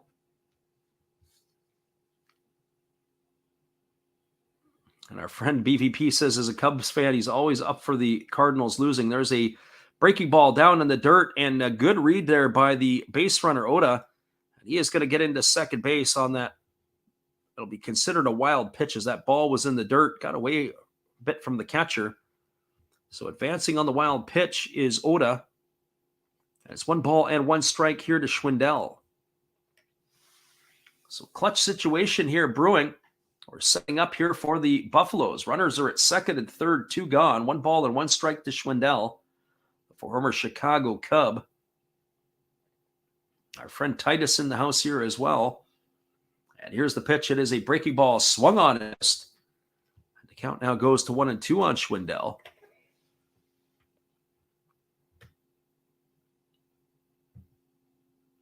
One ball and 2 strikes. Our friend Caleb says the Tigers are officially second in the American League Central right now. You are absolutely correct. And speaking of former Cubs, it is Schwindel at the plate, and he takes a fastball upstairs at 97 miles an hour. That was one of the faster pitches all night here by Takahashi, and the count goes even to 2-2. This is what you got to like. 106 pitches here in the 6th inning, and he's still in the ball game, is the right-hander Takahashi. And here's the pitch. It is a breaking ball swung on. This ball is lined on, and it's going to be caught just before it hits the carpet by Kadama. Schwindel is going to be gone for out number 3 on that line drive to the shortstop. Well, they got to run back to the Buffaloes. 1 run in the inning on the benefit of 2 hits. There was no errors, and there were 2 runners left aboard. We are now through 6 complete. Your score is the Lions 2, the Buffaloes 1. Yoshinobu Yamamoto walking out to the mound to begin inning number 7. We'll be back here in just a couple moments, everybody, with all the action. Appreciate you guys for being with us here tonight. Here is our friend Matt. Good evening, ladies and gentlemen. Namaste. Hey, I hope you guys have been enjoying the game. My name is Hollis. I've got a YouTube channel called Another Hollis Build. I love baseball cards. I open up brand new product for you guys. I open up old stuff. I do breaks. I do auctions. All kinds of stuff concerning baseball. I'm Friars faithful, Padres to the end. I also love Garbage Pail Kids and my animals. I have a ton of animals. It's like a mini petting zoo here around my house. I also love my city. San Diego, baby. I'll take you all around the city and show you what's up. If you guys dig stuff like that, cruise on over and check it out. It's Another Hollis Build. If you dig it, subscribe. I'd really appreciate to have more follow me along on the journey. Hey, either way, you guys have a wonderful day or a beautiful, beautiful evening. No matter which one it is, make sure that you make it great, my friends. Big up Last Raps Baseball. Yeah, Freddie, let's go. One love and peace. Yeah, man. Appreciate you there, Matt, and your support of the channel. And in turn, we support Matt Hollis. Be sure to check him out after the ball game. It is going to be the 7, 8, and 9 hitters to come to bat here against Yoshinobu Yamamoto.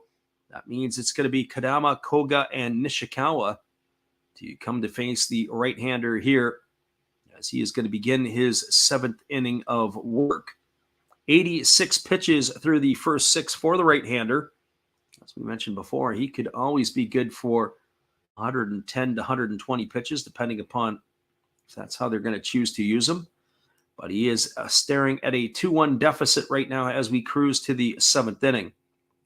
So the right-hander ready to go to work as he's got Kadama, the shortstop, coming up, who's 0 for 1 tonight in this one. He's got a base on balls. And there's a breaking ball that drops in for a called strike, and the count is quickly 0-1. So no balls and 1 strike to Kadama. There were changes as there are a couple of pieces that have moved around in the defensive spots for the Buffaloes. We'll have to get you that as they come up available. Looks like they've got a new shortstop and a new left fielder. As there is a breaking ball swung on and fouled away. The count is 0-2 to Kadama. So no balls and 2 strikes. Yamamoto rocking into the windup. And now he kicks and delivers. There's a fastball taken for a called 3rd strike. Kadama stood there like the house by the side of the road. Watched that one go by for out number 1, and that's going to bring up the catcher, Yuto Koga. That's the one thing tonight that Yamamoto has not exactly been punching out a ton of batters. He does have, by our counts, it looks like his 5th strikeout of the night. So he's been good, but his stuff's not been great. And it's not like he's been really dialing the fastball up like he was a couple of years ago. There's a first pitch fastball taken at 95 for a called strike, and the count is 0-1. I say that, and he deals 95 to the right-handed hitting Koga. But there were times that he was sitting up and around 98, 99 miles an hour regularly a couple of years ago, as there's a split-figure pitch swung on it, is popped up into right field, moving over underneath it, and making the grab is going to be the right fielder Chano. That is going to be 2 up and 2 quick outs here, and that's going to leave it all up to the center fielder, Manaya Nishikawa. And for Nishikawa tonight, he is 0 for 2. He's grounded to second, and he is flown out to left in his 2 trips to the plate. So 0 for 2. As the right-hander Yamamoto delivers, it's a breaking ball swung on, and it's top foul over on the first base side, and that's going to run the count to no balls and 1 strike. Gracie Lynn says, yeah, likes the yeah man on that commercial. There's a fastball that misses outside, and the count is 1-1. Our friend Caleb is a resident Detroit Tiger fan. My concern with the Tigers is they just can't hit regularly, and that's the problem. Unless Torkelson can find a way to get something going this year, there's just too many dead outs in the batting order. There's a fastball that misses outside, and the count is 2-1. Tough to watch this team swing the bat for sure. But they have been playing good ball recently as they're inching closer to the 500 mark. There's a split-figure pitch swung on and missed. The count now goes to 2-2 on Nishikawa. So they possibly could be playing very similar to like how they were playing in 2021. But the big thing is getting the albatross contract of Miguel Cabrera out of the dugout.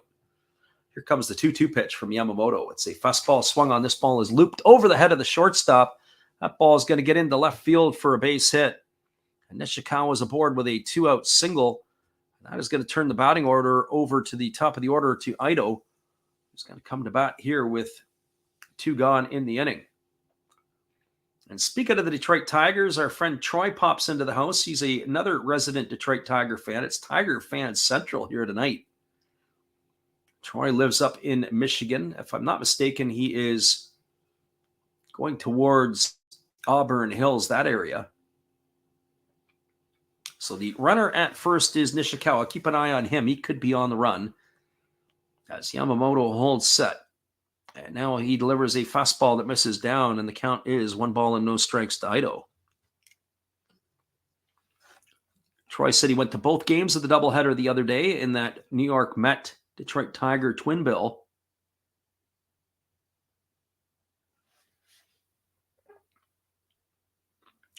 I was hoping my folks would be able to go and pick me up an autograph tomorrow, as there's a breaking ball that's delivered. Off to second goes the runner, and he is going to steal second base is Nishikawa. That is a stolen base, as Manaya Nishikawa has stolen second. And that's going to run the count, I believe, to 2-0. We're going to have to get a look at that one there. It was up in the zone, so 2-0 to Ito. In town in Detroit, actually downriver in Taylor, Michigan, is Cecil Fielder, a former Hanshin Tiger and, of course, Detroit Tiger. I was hoping they'd be able to get across to be able to scoop me up his autograph, as he's going to be signing in person. Here comes the 1-1 pitch as the right-hander holds set. And now he kicks and delivers. It's a fastball swung on and fouled away. It's going to reach the seats over on the first base side. The count is now 2-1.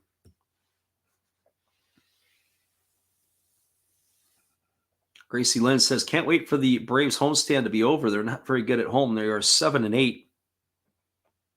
But 15-3 on the road. It's funny how that is sometimes. Teams get on the road and they get away from the distractions at home and they play a little bit better. I'm sure they'll sort themselves at home, though, regardless. And here comes the 1-2 pitch. It's a fastball that misses outside, and the count is 3-1 to Ito. For BVP asks, am I partial to an NPB team? Nobody in particular. There's some individual players I really enjoy watching in certain aspects of the game, but nobody that I really particularly say I really, really like more than somebody else. Here comes the 2-2 pitch. As it's on the way, it's a breaking ball swung on. It is grounded softly just past the bag at third base. It's going to run the count to 3-2 now on Ito. Last year, I really liked that stretch when the Tohoku Rakuten Golden Eagles were in the process of winning games. They had won approximately, I think it was 16 or 17 in a row, something crazy, playing really, really well. There's individual players that I really like to watch. As I said, I really like the way Ito, who's batting right now, plays defense. He plays defense. I like the way that he gets underneath balls, that fly balls in the air, stays behind it, uses his footwork, comes through the baseball to make his throws. Really fun to watch. Certain players more than others I prefer to enjoy watching. Other players frustrate me that I watch. I remember when Corey Spangenberg was playing with the Lions. He was tough to watch. Here comes the 2-2 pitch, and it's a fastball swung on and tap foul just past the third base coach's box. It's going to keep the count at 2-2. We've been hot buttoning you here for a little bit as we've been coughing away. Hopefully none of it gets picked up on the mic here for you guys. Don't want you listening to me hacking away. 2 balls and 2 strikes it is. As Yamamoto gets his side from his catcher, Wakatsuki. And pitch number 103 on the way. It's a split finger pitch, swung on and missed. And that is going to do it. That is going to retire Ito for the 3rd out of the inning. And that will do it here for the Lions in their half of the 7th. Well, they had no runs. They did have a hit. No errors and 1 runner left aboard. We are now going to the bottom half of the 7th inning. Your score is the Lions 2, the Buffaloes 1. Hang tight, everybody. We'll be back with the bottom of the 7th. We're starting to get into the deep water now here in this one. Not a lot of time left. We'll be right back after this. Hello, this is Eric Fox, formerly of the Oakland A's and Texas Rangers baseball teams. If you want to learn about Japanese baseball, see Coach Fred of Last Raps Baseball. If you want baseball instruction, see Coach Fred. If you want to learn about golf, do not go to Coach Fred. Fred, what kind of club is this? At Last Raps Baseball, we know baseball.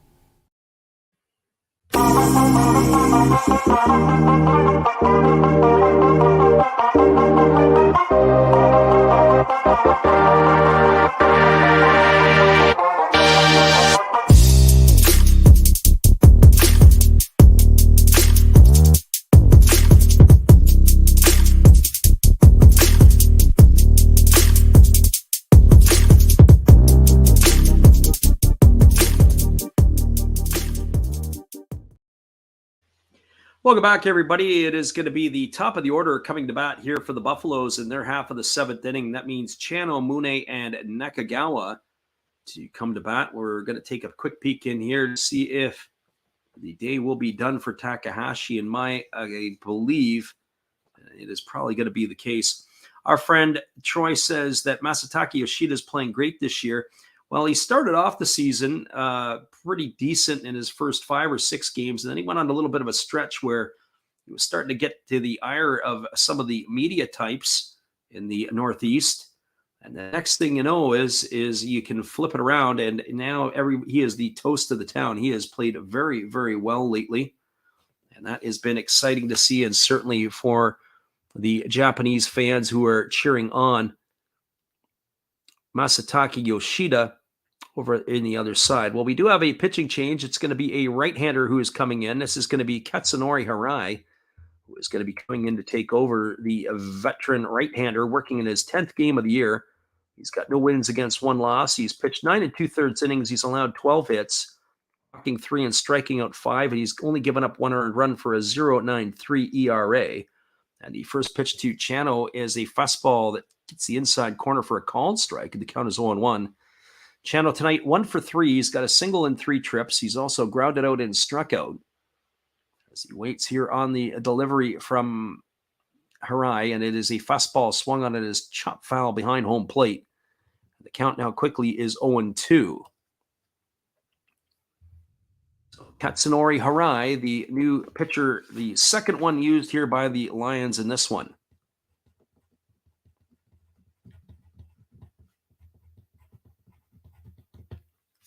So the right-hander now gets his sign from his catcher. It'll be interesting to see who they're going to turn to next, as they've got 9 outs to go. There's a fastball swung on it, is grounded softly over to second, fielded by Tonosaki. He fields it and throws to first. That's going to be a ground out 4-3 for out number 1. So 1 up and 1 away, and that'll bring up Yuma Mune to the plate. Well, for Mune, we got our friend Simon in the house here. Good Vibes Daily in the house. Thank you for watching or listening in here. So Yuma Mune batting. He is officially 0 for 1 tonight. He bounced into a fielder's choice back in the first inning, and he has walked in the 3rd and the 5th. As Mune here is Waiting on the offering from the right-hander, and it's a fastball that misses up and away, and the count is 1-0.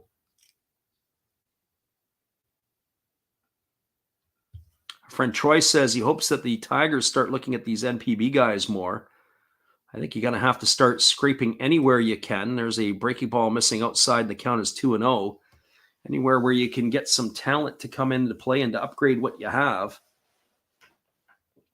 One would have to think if you think of guys or positional players that would be locks for the 2024 season, you have to start thinking about some of that stuff. I think the catching spot is up for grabs. I think Torkelson is still safe at first, so to speak. Riley Green is still safe in the outfield. I think Vierling is safe. But everything else across the infield is up for grabs, and the other outfield positions as well. I got to think about upgrading all of those. So there's a fastball taken for a called strike, and the count is now 2-1. Our friend Detroit Fan TV says the Gregory Soto trade is already looking good for the Tigers. I agree. There's a breaking ball swung on. This ball is lifted into center field, moving over. And underneath it is the center fielder, Nishikawa, who makes the catch. And that is going to retire Mune for the second out of the inning. So 2 Buffaloes up and 2 Buffaloes gone here in the bottom of the 7th. That's going to leave it all up to the left fielder, Kai Nakagawa. Our friend Gracie says, what's the state of the Tigers farm system? It is absolutely abysmal. They are number 30 out of 30 teams, according to most networks out there who do that sort of stuff, evaluate the farm system. The cupboards are bare. There's a couple of the Latin signings that are there that could be okay, with Roberto Campos being one. There's a breaking ball that misses down, and the count is 1 ball and no strikes. But realistically speaking, they don't have a whole lot. And Jackson Jobe, who they drafted as their one a couple of years ago, he is going to be out for a while. There's a breaking ball that drops in for a called strike, and the count is now 1-1 to Nakagawa. Nakagawa tonight, of course, 0 for 3, strikeout, a pop out, and a ground out. He's looking to get things started here for the Buffaloes, although one swing of the bat here could even the score. Curious to see if Yamamoto comes back out. The way that he is sitting on the bench indicates he may be. As the right-hander kicks and delivers, there's a fastball swung on and grounded foul over on the third base side, and the count is 1-2. Good Vibes Daily asks the question, says, how many players in the MLB today are from the NPB? This is just a quick guess off the top of my head. I would have to say there's probably anywhere from 7 to 10 Japanese players playing currently in the MLB. Rattle them off for you off the top of the head here in a minute. There's a fastball swung on. This ball is lifted into right field. It is slicing, and it is going to be, we can't see what has happened. It's going to be a foul ball. You lose it in that sight line down the corner. The umpire went up with both hands. That's going to keep the count at 1-2. Our friend Good Vibes Daily asked that question, and I would have to say, when off the top of my head, you got to think about pitchers such as Yu Darvish, and then, of course, Fujinami, the pitcher for the Oakland A's, and Kodai Senga. Those are the first 3 that come to mind. And then there's Seiya Suzuki, and then, of course, you've got Masataka Yoshida offensively. There's 2 more, so there's 5 right out of the gate. After that, I'd have to put some serious thought into what other Japanese players there may be out there. There's a breaking ball that swung on and popped up over on the third base side. Moving over is David McKinnon. He makes the catch. And that is going to do it. It's going to retire Nakagawa for the third out of the inning. And the Buffaloes are going to go quietly in their half of the 7th. No runs, no hits, no errors, and nobody left aboard. And that is going to take us to the top of the 8th inning with the score. Lions 2 and the Buffaloes 1. Yeah, I can't forget Otane. Of course, he's another one. There's other players that played in the NPB that are North American or Latin American that have come back, like Scott McGuff, amongst others. But I'm thinking more along the lines of Japanese players who've come over. Hang tight, everybody. We'll be back in just a couple moments. We appreciate you guys for listening in tonight. It looks like Yoshinobu Yamamoto's night is done, and we'll be back in just a few with all the action.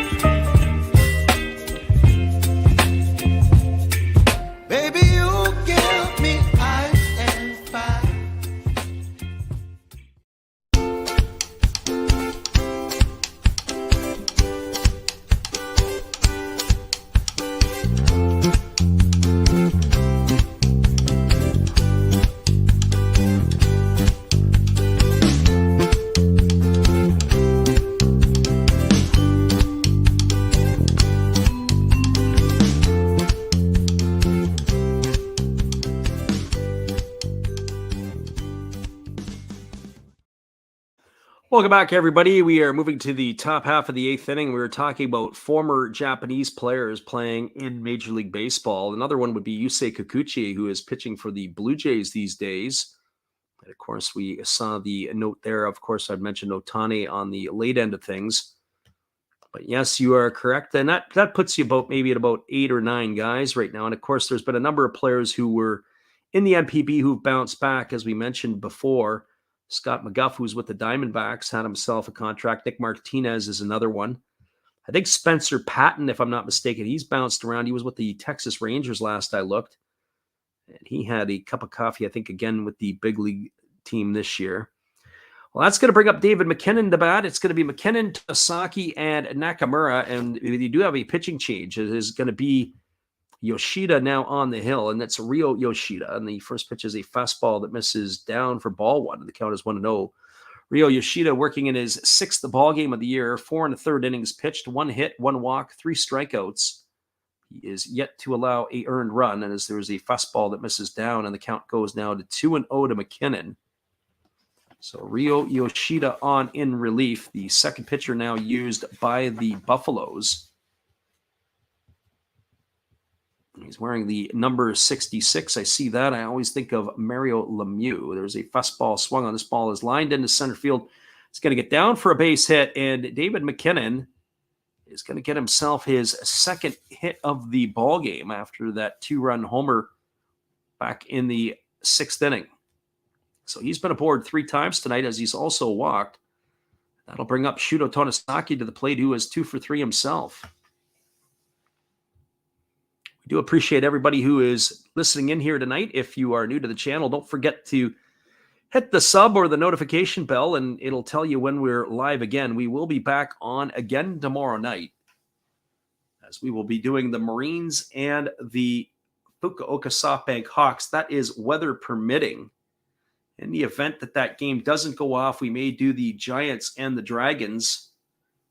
So keep your eyes posted on that one, as we will give you guys all the updates starting just before 10 o'clock Pacific time, as that first pitch is a breaking ball that misses inside, and the count is 1-0 to Tonosaki. BVP says he's a big fan of Seiya Suzuki of the Cubs. He's been excellent when healthy, and that is all a true statement right there. As the breaking ball misses inside, and the count is now 2-0. When healthy is the key. And I really hope he stays healthy. And a lot of people don't know that Seiya Suzuki was actually drafted as a pitcher and turned into a hitter by the Hiroshima Toyo Carp. Usually it's the other way around. It's easier for guys to be drafted as hitters, and then you put them on the mound when they find out they can't hit. Here comes the 2-0 pitch as the right-hander Yoshida delivers. It's a breaking ball that drops in for a called strike. That was buckling the knees of Tonosaki. So 2 balls and 1 strike. Probably career choice was the right decision for Suzuki to start swinging the bat. So 2 balls and 1 strike it is, as the right-hander checks the runner over at first, and he works to the set. And now he kicks and delivers. There's a breaking ball that swung on and missed. Tonosaki spun himself into the ground. He actually looked like he took a little bit off that pitch as well. Had him way out in front. Tonosaki looked like he was wanting to deposit that one into the seats, but wasn't able to turn on that one well enough. So 2 balls and 2 strikes it is. We're here in the top of the 8th inning. The Lions are clinging to a 2-1 lead over the Buffaloes. As the 2-2 pitch is on the way, it's a breaking ball that misses down. They appeal over to the first base umpire, but they say that Tonosaki didn't go, and that's going to run the count full to 3-2. Literally, the meat of the order is coming up next, as it's going to be Nakamura and Yamakawa, the 2 big boys. You follow Tonosaki here. You don't want to put too many ducks on the pond, because one swing of the bat from the 4 or the 5 hitter could be turned around in a big hurry.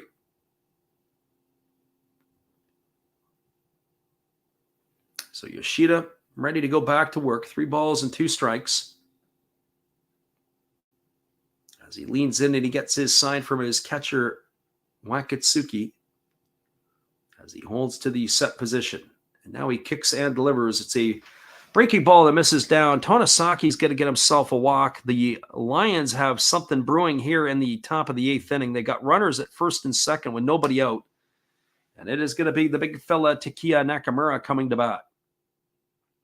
And it's going to bring the pitching coach out of the Buffaloes dugout, as they're going to need to go have a conference here with their right-hander. And it's going to bring the whole infield in.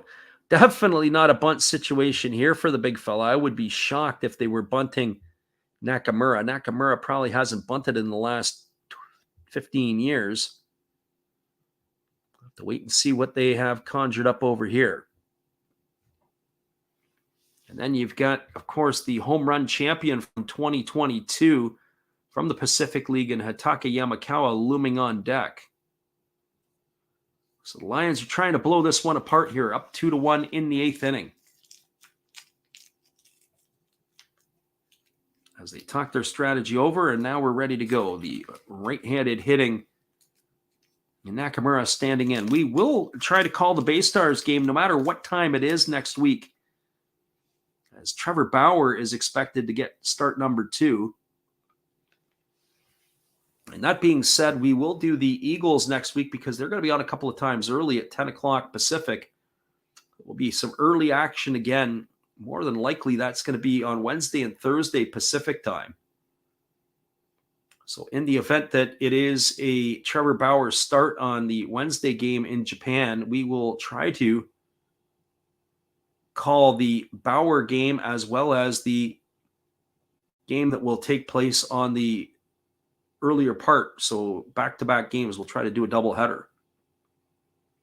So here comes the 1-0 pitch. It's a fastball that just misses inside, and the count is 1-0 to Nakamura. So Yoshida here living very dangerously. Our friend BVP says, please, all the Bay Star games as possible. Yeah, whatever Bauer does the game, we're going to do that one next live. We'll have to keep our eyes on. I'm kind of curious to see how they're going to use him, if they're going to pitch him once a week or if they're going to give him the start or try to give him the start every 5th day. I would be anyway. Here comes the 2-0 pitch. It's a fastball swung on and grounded foul. That is going to run the count now to 2 balls and 1 strike to Nakamura. I have to say, with the signing of Bauer, that might be a game changer for the Bay Stars. Bay Stars were one of my 3 picks in the Central League to make the playoffs. Adding Bauer to that pitching staff, you have to think that it's now going to be a Central League championship they're going to have to be working on. As here comes the 2-1 pitch. As Yoshida checks the runner at second and now delivers. It's a fastball that misses inside, and the count is now 3-1. Well, boy, you got to think the Buffaloes have got to get their bullpen going quickly. Our friend Gracie asks another off-topic question. You going to catch the Whitecap game tonight? The Japanese goalie has not conceded a goal in 410 minutes, not counting all the stoppage time. Yeah, where they have a Japanese goalie and he's off to a tremendous start. There's a split-finger pitch that swung on and missed. The count now goes to 3-2 on Nakamura. But unfortunately, or maybe fortunately, I don't have any plans to check out the Whitecaps.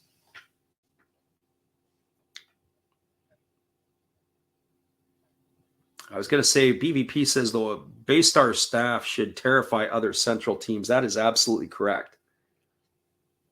Their top 3 guys, they got a lot of October arms on that staff. Bay Stars are looking good. Here's the 3-2 offering. As the right-hander delivers, there's a breaking ball swung on and fouled away. And the count remains at 3-2 to Nakamura. Forget how many years it's been since the Bay Stars have won a championship. But they are looking in the right position right now. They're looking ripe to be able to bring one home. So 3 balls and 2 strikes here to Nakamura. Hatake Yamakawa waiting his turn on deck as the right-hander checks the runner McKinnon at second. Here's the pitch. And it's a split-finger pitch that misses down. It's going to be ball 4.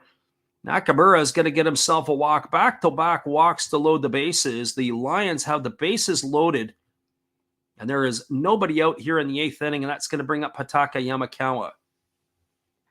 Oh, boy.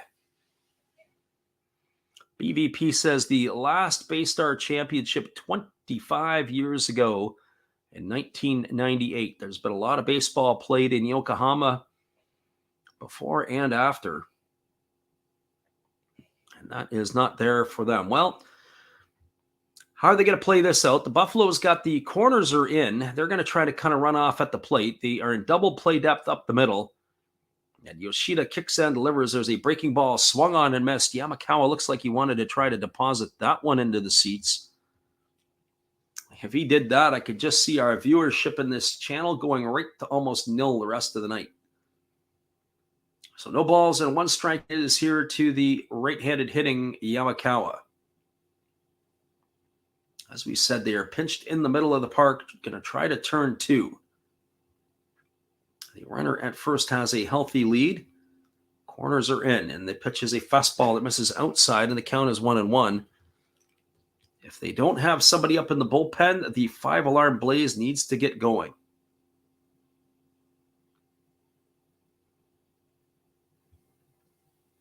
RS says he's going to stick around, and we appreciate you for being here as well.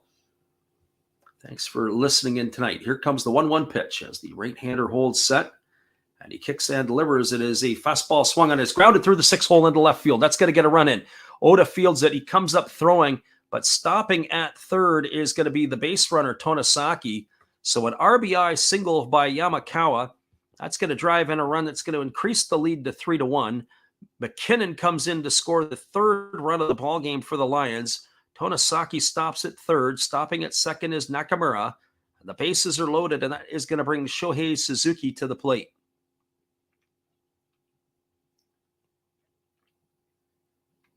Well, for Suzuki tonight, he is officially 0 for 3. He's grounded out, he has struck out, and he has flown out.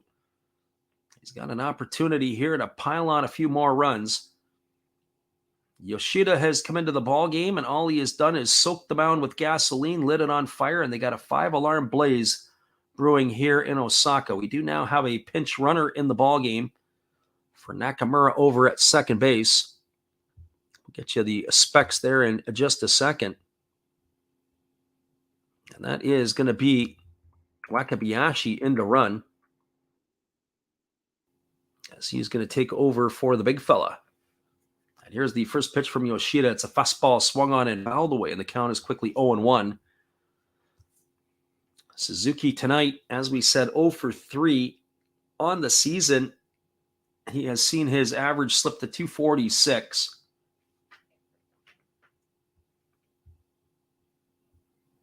It's been a good night for baseball thus far. But the Buffaloes are in a potential situation here where they could see this one slip away from them. Here's the pitch. It's a fastball swung on and fouled away. And the count now is no balls and 2 strikes. I have to say, our friend Andy Altman-Orr is checking in here. Late night, Andy. We appreciate you, Andy. Hope you're doing well up there in Sapporo. Friend AZ Arizona Cardinals also in the house tonight. We welcome you as well. And our friend BVP says that's what happens when you walk a couple of batters. Indeed it is. Here's the 0-2 pitch. Big pitch here coming from Yoshida. There's a ball that misses outside, and the count now goes to 1-2. Wonder if Andy still has that supply of curry pond that we recommended in Osaka. How did the rest of those go down, Andy? I know you picked yourself up a dozen, I think you said. Hopefully they were as delicious as the first ones. Here's the 1-2 pitch as the right-hander holds to the set. And the pitch is on the way, and it is a split-finger pitch swung on and fouled away, and the count remains at 1-2. Our friend Arizona Cardinals said, who would you have in this game? Well, I would have had at the outset the Buffaloes with Yamamoto on the mound, and, of course, it being a home game at the Kyocera Dome. But the way I've been picking this year, forget it. So 1 ball and 2 strikes it is as Yamamoto holds set. Or let's check that as Yoshida holds set. And there's a split finger pitch swung on and grounded foul on the first base side. One thing I can say about Yoshida right now is he's just missing something as an out pitch. He doesn't have anything that's really blowing the hitters away. There's nothing that he has thrown tonight that you could look at it and say, nope, this is going to happen. In other words, his breaking ball isn't got that bite. His fastball's not overpowering. Doesn't have a wipeout changeup. Friend Good Vibes Daily says, I can't stand how bullpens will do it. There's a ground ball hit softly over to second. It is fielded by Gonzalez. He throws it home, and that's going to be a fielder's choice. It's going to erase Tonosaki at the plate. He's going to be erased on the fielder's choice, 4-2 for out number one. It is going to advance the runner Makabayashi over to third.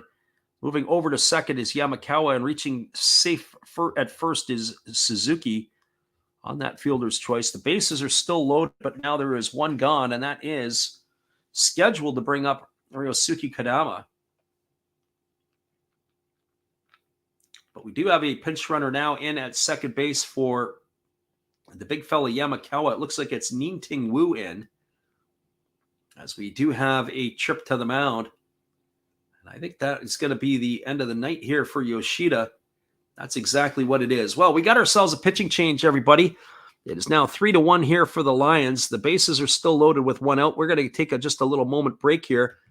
We're going to give you our friend Steve Rademacher. We'll come on back in just a few with the pitching change. Hang tight. We'll be right back after this. Hey guys, while the manager's searching for a relief pitcher, let me help you with some relief channels. On top of mine and Freddy's, you can always check out Redbeard Breaks, Zero Fox Sports. You know another Hollis build, check them out again. Maybe Beast and Beauty Breaks, or even Dab's Family. Oh, looks like they have their pitcher, so after the game, check out some other videos by Freddy. They're fun, they're cool. Enjoy the game, peace out, and cheers!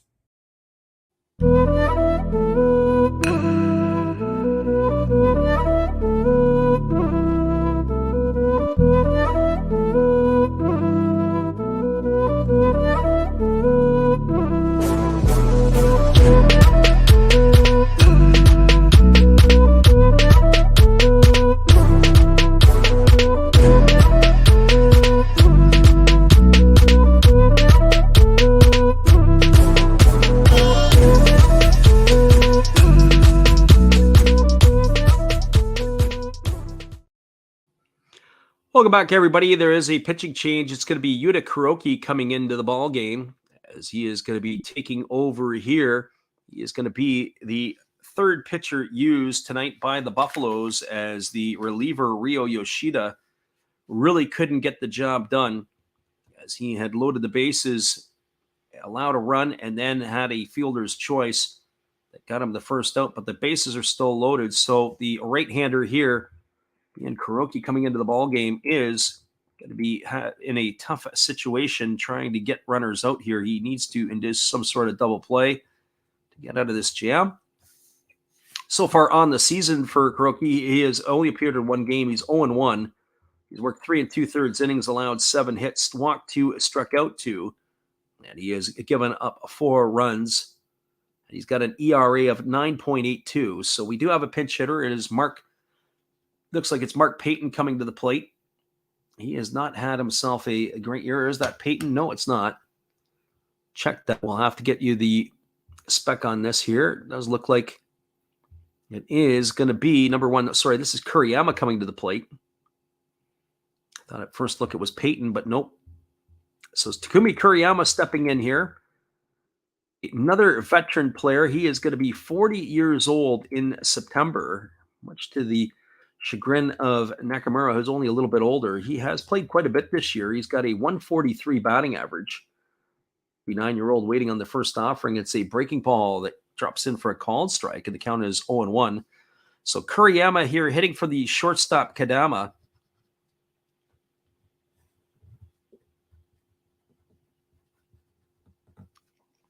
He also is a double play candidate. Does not run as well as he used to. Back in his heyday, he could steal some bases.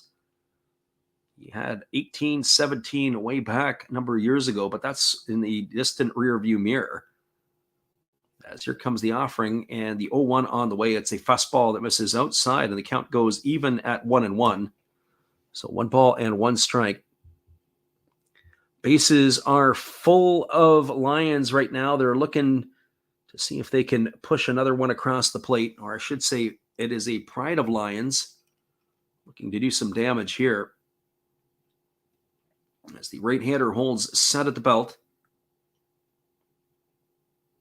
And here comes the pitch, and it's on the way. It is a split-finger pitch, swung on and missed, and the count now goes to 1-2. A nice block there by Wakatsuki.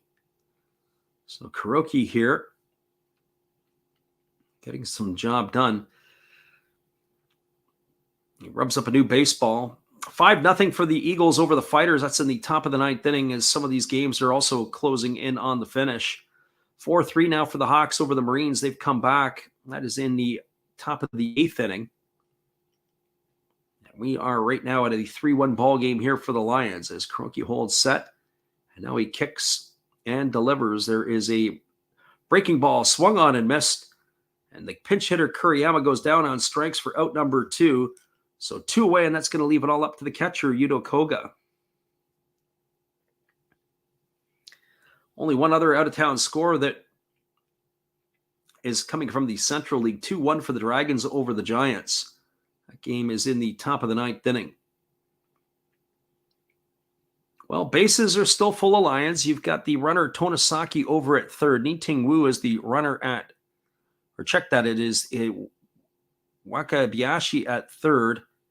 At second, it is Wu, and the runner at first is Shohei Suzuki with the batter Yuto Koga at the plate. And the first pitch is on the way. It's a fastball swung on and fouled away.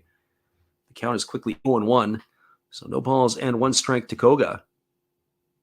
And he asked the question, he says, am I doing a game tomorrow? We are going to do a game. Right now, it's tentatively speaking, we are going to do the game between the Hawks and the Marines. The other one, if that game ends up getting rained out, then we'll probably look to do the Giants and the Dragons. As the 0-1 pitch is on the way, and it is a fastball swung on. It is lifted down the right field line. Could be playable. Moving over is the first baseman. Oh, and Yuma Tongo, it went off his glove. Oh. That ball would have got the pitcher out of the inning. But whatever can go wrong is going wrong for the Buffaloes, and that's going to be ruled as an error. It's already been flashed up onto the scoreboard. It's now 0 balls and 2 strikes as it ends up as a foul ball. That ball should have been caught. At the professional level, that's way too easy of a drop ball. And now the Lions need to make them pay or have an opportunity to make the Buffaloes pay for that mistake. Oh, boy. That was not very good. And I'm sure nobody feels any worse than Tongu does on that particular play. This has been a tough inning. That would have been the inning. That would have been the saving grace to get out of the inning and get back on the sticks. Now here comes the 0-2 pitch to Koga. And the pitch is on its way. It's a fastball swung on and tap foul over on the past the third base coach's box. And the count is 0-2.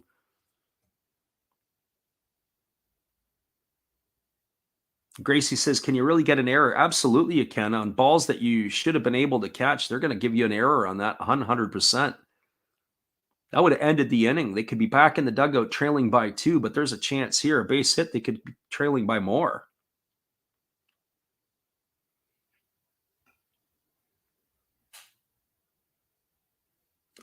So here comes the offering from the right-hander who kicks and delivers. There's a fastball swung on. This ball is lifted into right field. Moving over underneath it is the right fielder, Chano. He's going to make the catch, and that is going to do it. Well, the error did not haunt them, that is for sure. And that is going to do it here in the 8th inning. There was 1 run in the inning on the benefit of 2 hits. There was 1 error, and there were 3 runners left aboard. We're now moving to the bottom of the 8th inning. Your score is the Buffaloes trailing the Lions 3-1. Stick around, everybody. We'll be back to the call at the bottom of the 8th inning in just a moment. The game is just starting to get interesting now. We appreciate you guys all for being with us here tonight. This is Steve Rademacher, and I'd like to introduce you to my channel if you haven't seen it before. These are all the things I enjoy: sports, autographs, relics, non-sports Hall of Famers, pseudo-sports, Star Wars, That's my channel name and my name, and I would really appreciate it if you would come check me out and maybe even subscribe if you like it. Thank you for that for now, and back to your ball game. Welcome back, everybody. We appreciate you guys for listening in. We'll be back in 30 seconds with all the action. And it is a score line here of 3-1 for the Lions, as the Buffaloes are going to try to claw their way back into this one. We'll be back here in just a few. We anticipate another pitching change as well. Hang tight.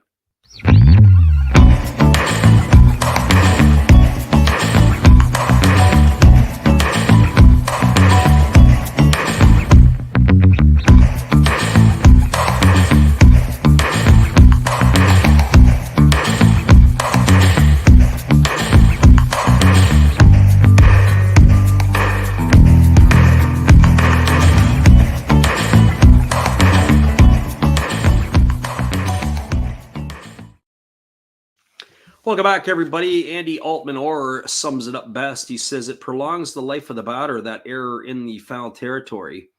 And it is going to be what should have been an out. The pitcher did get him out in essence, and so unearned runs may result as that as well. So that is the problem for that. You can also get yourself carry. I think they say it, carry TV. You can get yourself Carry TV. You could get yourself 91 Japanese channels, all for the low cost of about $230 US. You can watch everything all the time, carrying 5 different sports stations. That is something that maybe people might want to consider looking at. I know we're considering looking at it too. Well, we have a new pitcher on the mound, as it is going to be the 4, 5, and 6 hitters to come to bat: Tomoya Mori, Yuma Tongu, and Marwin Gonzalez. And the first offering is on the way from the lefty, and it is a breaking ball taken for a called strike, and the count is quickly 0-1. Well, who is the lefty on the mound? This is now Sato, who is taking over here.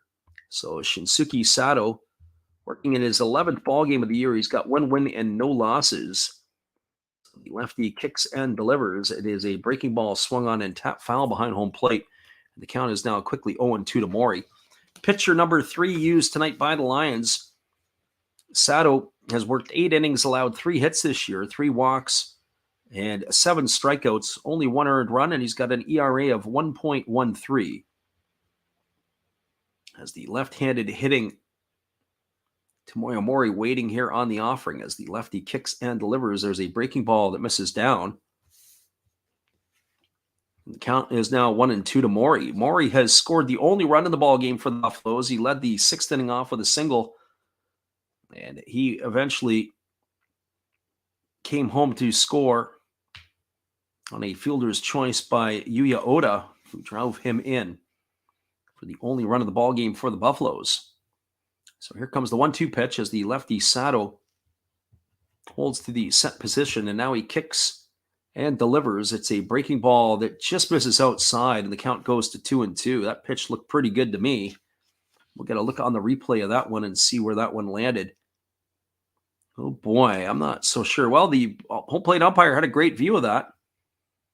But in his mind, it was not a strike, and that's where we are. It's 2 balls and 2 strikes to Tomoya Mori. Mori, Tongu, and Gonzalez here to face the lefty Sato in the bottom half of the 8th inning, as the lefty kicks and he delivers. It's a breaking ball swung on. This is lined into right field. It's going to get down for a base hit. Cutting it off. Had a great job by the right fielder to cut it off, not to let it get into the corner. Fantastic defending. A moment ago, I told you I really like to watch Ito play. Well, that's an Ito play right there to hold Tomoya Mori to a long single. And that is going to be one of the defensive plays right there to keep an eye on if that makes a difference. If Ito doesn't get to that one there, Mori for sure is standing on second base. But that is a long single for Mori, his 2nd hit of the ball game, and that's going to bring up the first baseman, Yuma Tongu. Well, for Tongu tonight, he is 1 for 3. He's got a single in 3 trips. So he was very fortunate in that last half inning not to be burned by that error.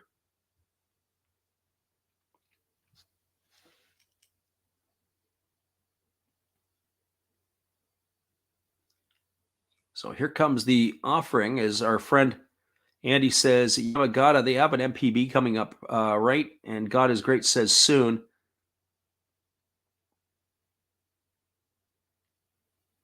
Yeah, there's a few games that are coming up. And the pitch is a fastball that misses upstairs for a ball, and the count is 1-0.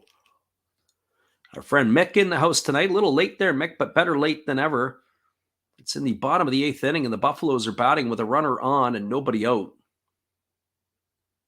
As Tongu here has 1 ball and no strikes on him. It'll be Marwin Gonzalez who waits his turn on deck. And here's the pitch. It is a fastball swung on. It is grounded foul just past the third base coach's box, and the count goes to 1-1 on Tongu. So 1 ball and 1 strike it is.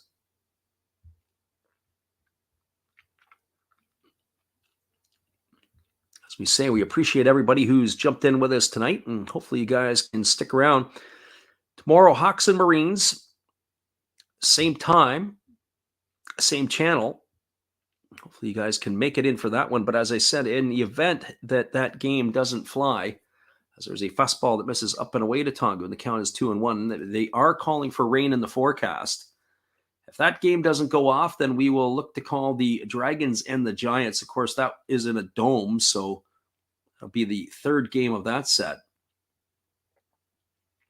So 2 balls and 1 strike to Tongu as he waits here on the offering from Sato, who kicks and fires. It's a fastball. Take it for a called strike. Tongu didn't like that. He does a 180 in the batter's box. 2 balls and 2 strikes it is.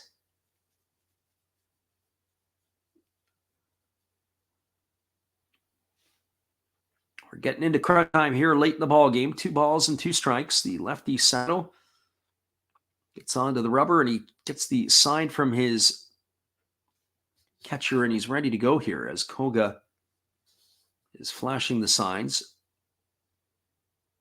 And here's the pitch. It's a breaking ball that misses outside, and the count is now 3-2. So 3 balls and 2 strikes.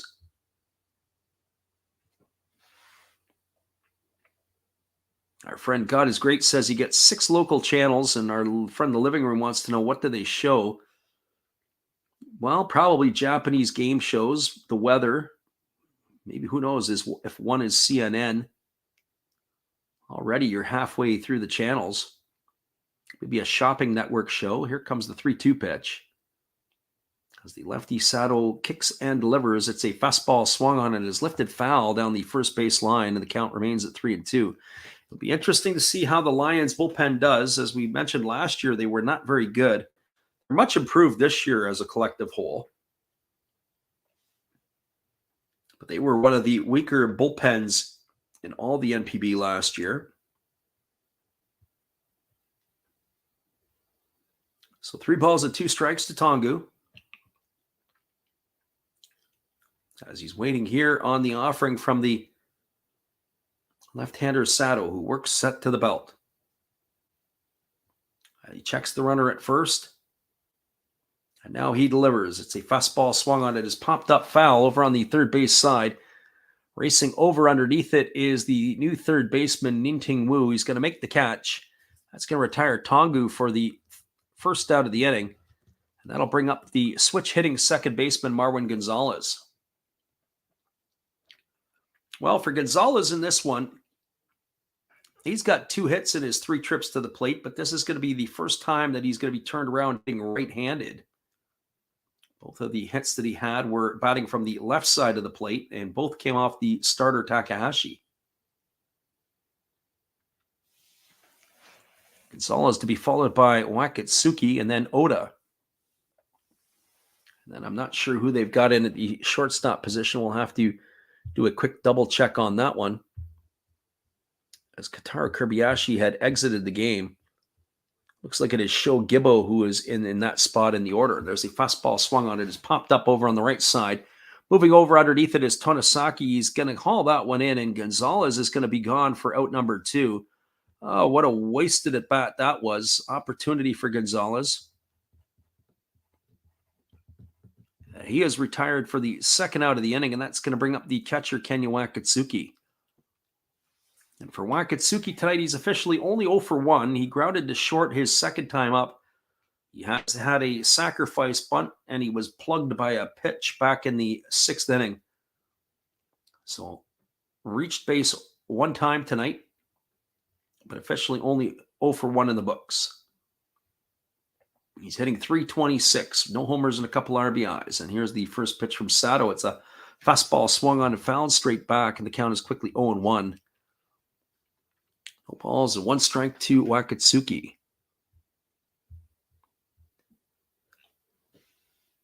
Gracie asked the question, wasn't Marwin Gonzalez back in the big leagues last year? Yeah, he was. I think he was with the Yankees last year. He spent time with the Twins and the Red Sox, but most of his time was spent at the Astros at the big league level.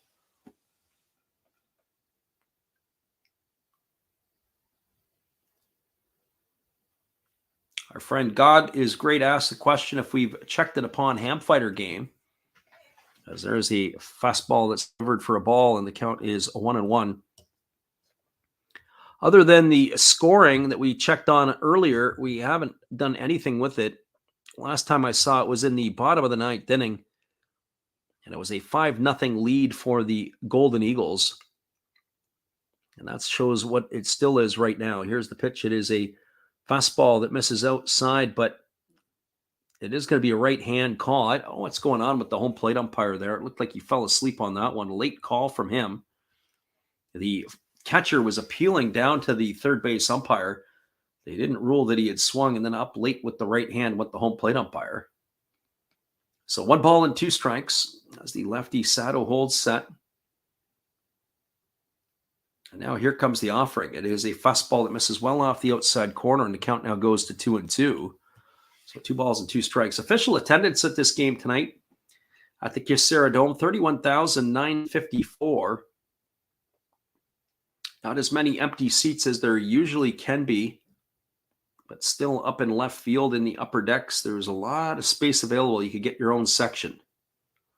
The price of 1 ticket. And here's the 2-2 pitch as the lefty Sato checks the runner and now delivers. There's a fastball swung on. It is grounded hard right to the first baseman, McKinnon, who gets it and steps on the bag. You couldn't hit it any harder than that.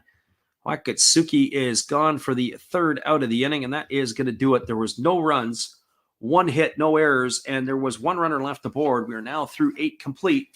Your score is the Seibu Seibu Lions 3 and the Orix Buffaloes 1. Hang tight, everybody. We'll be back with the call coming up here in just a couple of moments. We appreciate you guys for being here.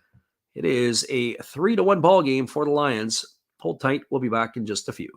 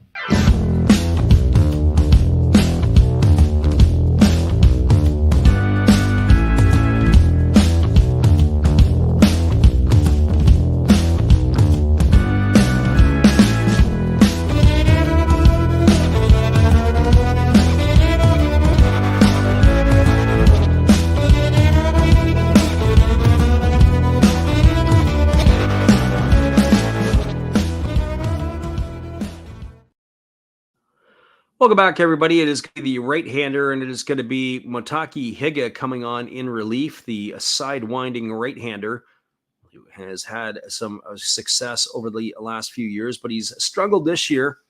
This is going to be his 7th appearance. He's got 1 win and no losses. He's worked 2 1/3 innings. He's allowed 3 hits. He has walked none, and he has struck out none, but he's got an ERA of 7.71. But Higa on in relief here. He is going to be pitcher number 4 used by the Buffaloes in this one. So who's he going to face? Well, he's got the 9, 1, and 2 hitters in the batting order to come to bat for the Lions. That means Nishikawa, Ito, and David McKinnon will be the 9, 1, and 2 hitters to come to bat here.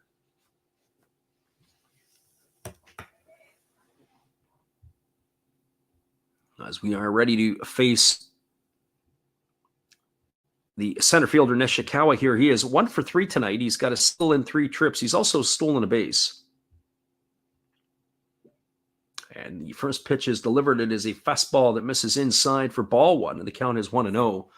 So 1 ball and no strikes to Nishikawa. Lions are looking for some insurance here as they have a 2-run lead.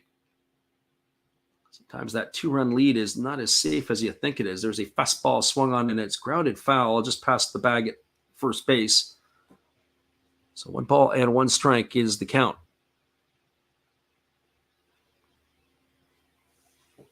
Tavian asked the question, what's the score? Well, if you read the ticker across the bottom, you'll see it right there for you.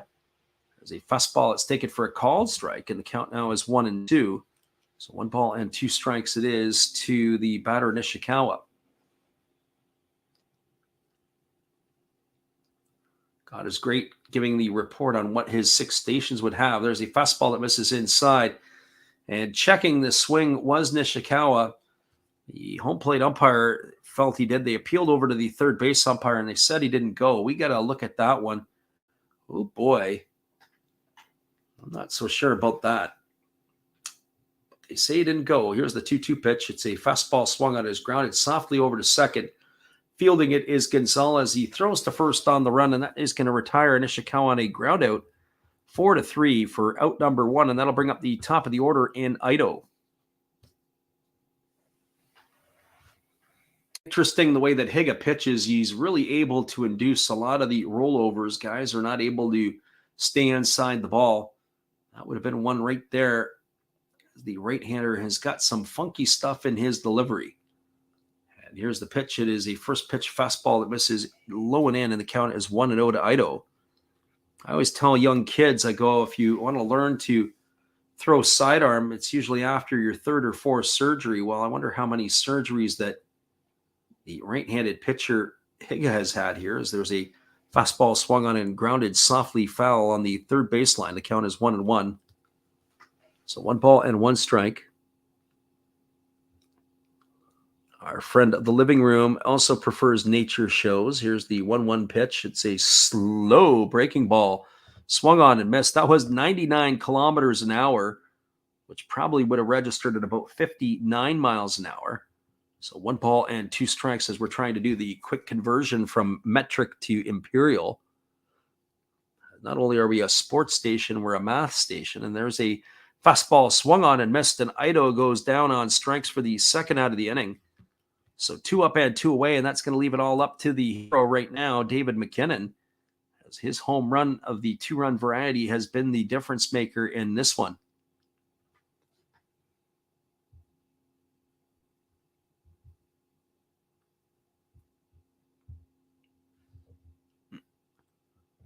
So McKinnon strides to the plate. He is 2 for 3 in this one. He's got a home run, a single. He's got a couple RBIs. He's also walked, and he's grounded out to third. He's raised his season average up to 234. 4 homers and 15 RBIs now for the American right-handed hitter. As the pitch is on the way, there's a slow breaking ball that misses outside, and the count is 1-0. So 1 ball and no strikes to McKinnon. Former prospect with the Oakland Athletics, getting his opportunity to showcase his skills here in the NPB, and there's a fastball taken for a called strike, and the count now goes to 1-2. He go working quickly. He doesn't waste a whole lot of time. He gets the ball, and he starts to throw it. As here's the pitch. It is a fastball that misses down. The count now goes to 2-2 on McKinnon. So 2 balls and 2 strikes.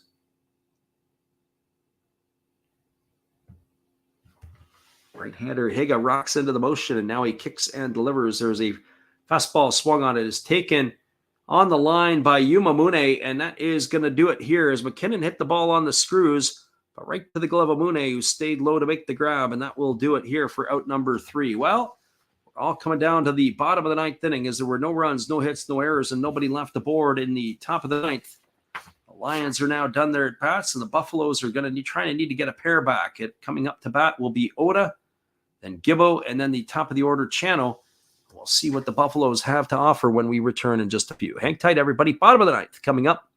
We appreciate you guys for being there. Hang tight after this. We'll see you guys in a few.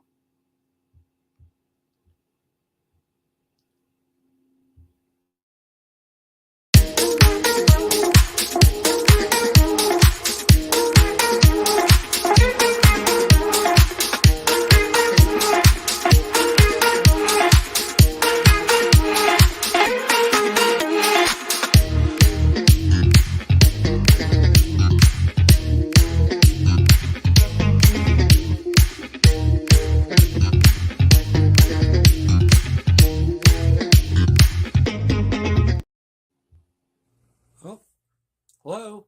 Oh, hey. Yep. I'm just sitting here listening to Freddie call another game here on YouTube.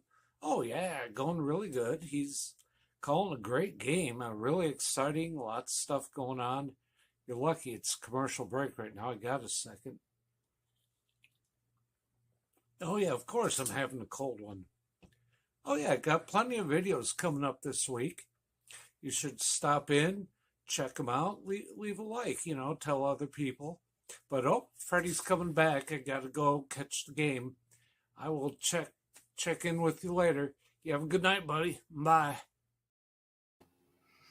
Welcome back, everybody. The line score in this one is the Lions 3-9-0, and for the Buffaloes 1-6-1. As the Buffaloes are coming to bat here in the bottom of the ninth. Takahashi, who got the start here tonight, he would be in line for the victory. He is looking to extend his season mark to 4-1.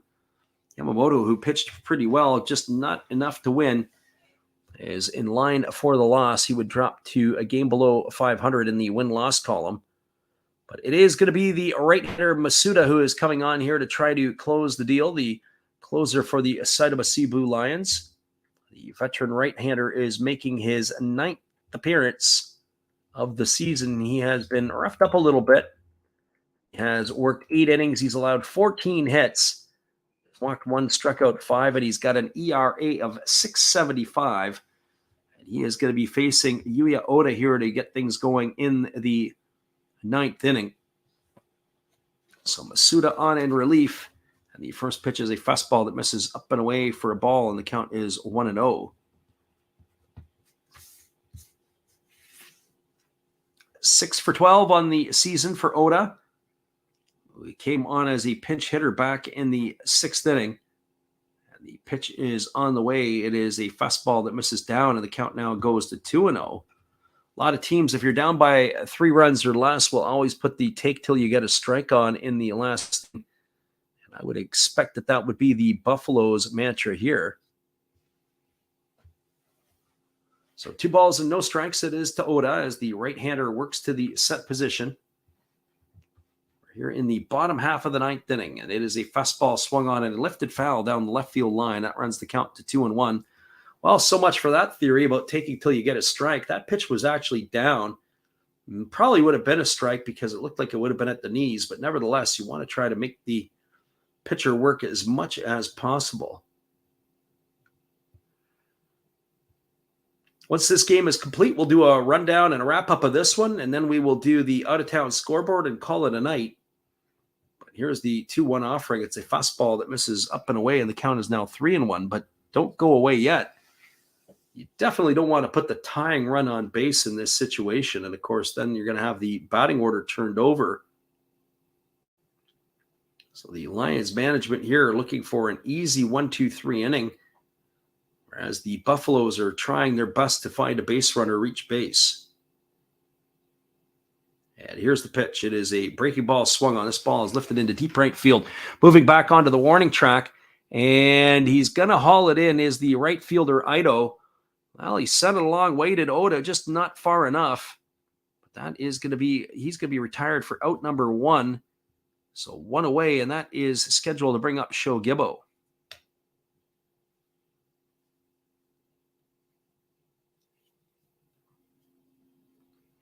Our friend Living Room says that Higashiyama fought through some ridiculous win in Chiba. Chiba is, the conditions there is like the San Francisco of Major League Baseball. The wind is always blowing in different ways. Very interesting. Here's the first pitch. It is a fastball swung on and fouled away, and the count is quickly 0-1. So no balls and one strike. We'll just get a confirmation that it is indeed Sho Gibbo coming to bat here. As Kitaro Kobayashi's night had finished. It is Gibbo, that is for sure. Batting from the left side against the right-handed throwing Masuda. There's a slow breaking ball that misses inside. Count now goes even to 1-1. 3 for 8 for the Buffalo shortstop here on the season, batting .375. No homers and no RBIs.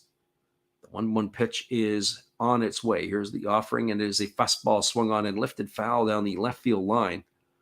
And the count is now 1-2. One of the questions earlier came up about what stadiums had the best atmosphere. I think that was Gracie Lynn had asked that. As we have Kakashi in the house tonight. I hope I said that correctly. Under 4.5 runs, had a scare. He thought he hit the home run. That ball was right to the warning track, though. Only warning track power there for Oda. There's a fastball swung on. Is grounded over to short. Fielded on the backhand. Throw to first, and it's going to get by the first baseman, McKinnon. Backing up on the play is Koga. That's going to be an error on the shortstop. And, of course, the shortstop, we have a new shortstop in the ball game, so that's going to be E6. And that is going to bring the tying run to the plate in Chano. Oh, boy, so the excitement is not quite over yet. The new shortstop, I believe that is Tanazawa, or I have to double check on that as he's come into the game for Kadama. That's Takizawa, who is now the new shortstop. So he picks up the error. That's going to be charged to him.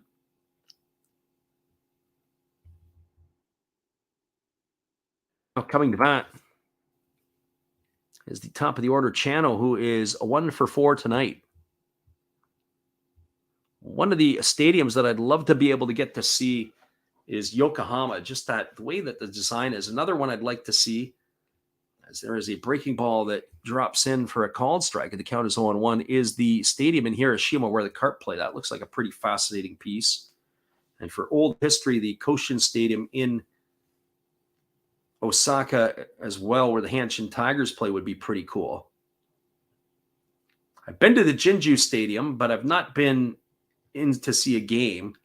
And I've also been to the Egg, also the same thing. Been to the Japanese Hall of Fame. Of course, not to see a game. There's a fastball swung on. This ball is lined into left field. It's getting down for a base hit. And now the Buffaloes have 2 aboard here with 1 gone. And they've got something brewing here in the 9th inning. So runners at first and second. That's going to bring Yuma Mune to the plate. And so the Buffaloes are not dead yet. That's for sure. As Mune steps to the plate, he is officially 0 for 2 tonight, but he has walked twice and reached on a fielder's choice. So the left-handed hitting third baseman coming here, but they have a conference on the mound as the Lions are going to talk this one over. In my world, this is definitely not a bunt situation, but you never know because you've got Kai Nakagawa waiting on deck. If he comes up, they could always walk him, but then you got Tomoya Mori coming to the plate. Wouldn't that be interesting? Tomoya Mori against his old team with the game on the line to try to do some damage.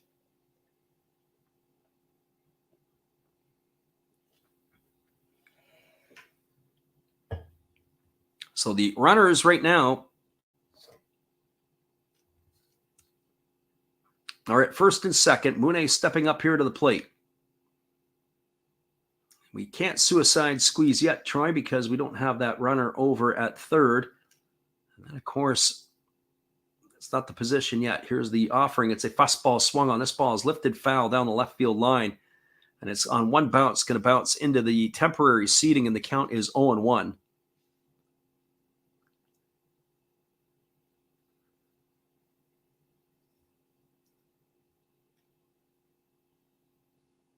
Our friend Gracie says that she learned a couple of weeks ago that the shortstop is 6 because it used to be a 4th outfielder. Yeah, that's part of the case. They actually would say it was the rover of the infield. If you remember back in the day, the rover or the extra player couldn't figure out what to call it. Ended up being the shortstop. And there the pitch as a fastball swung on it is popped up into shallow center field. Coming in on it is Nishikawa. Moving back on it is the shortstop, Takazawa, and he's going to make the catch. That's going to retire Mune for the second out of the inning, and that's going to leave it all up to Kai Nakagawa. Arizona Cardinals says, you think the Buffaloes could win or get to within one? Well, it is the toughest part of the batting order. The base hit here could cut the lead to one. It's tough against Masuda here. I have to say here that anything can happen. It's a flip of the coin. I would say the edge and the needle right now is pointing to the Lions, with 2 gone here in the bottom of the 9th inning.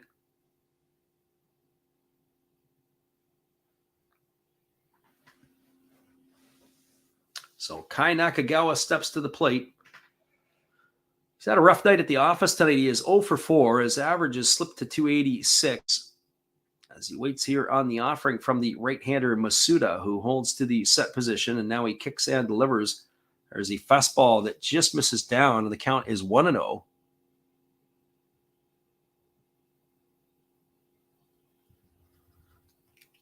Arizona Cardinals is asking questions about the Korean League, and I got no idea about that. There may be some other people in here that might be able to give you some answers, but that's not something we discuss or know much about. Here's the 1-0 pitch. As it is on the way, it's a fastball that misses down, and the count is now 2-0. So 2 balls and no strikes. Tavian says the Lions winning this would be nice. For that, every one person that wants the Buffaloes, there's always that one person who wants the Lions.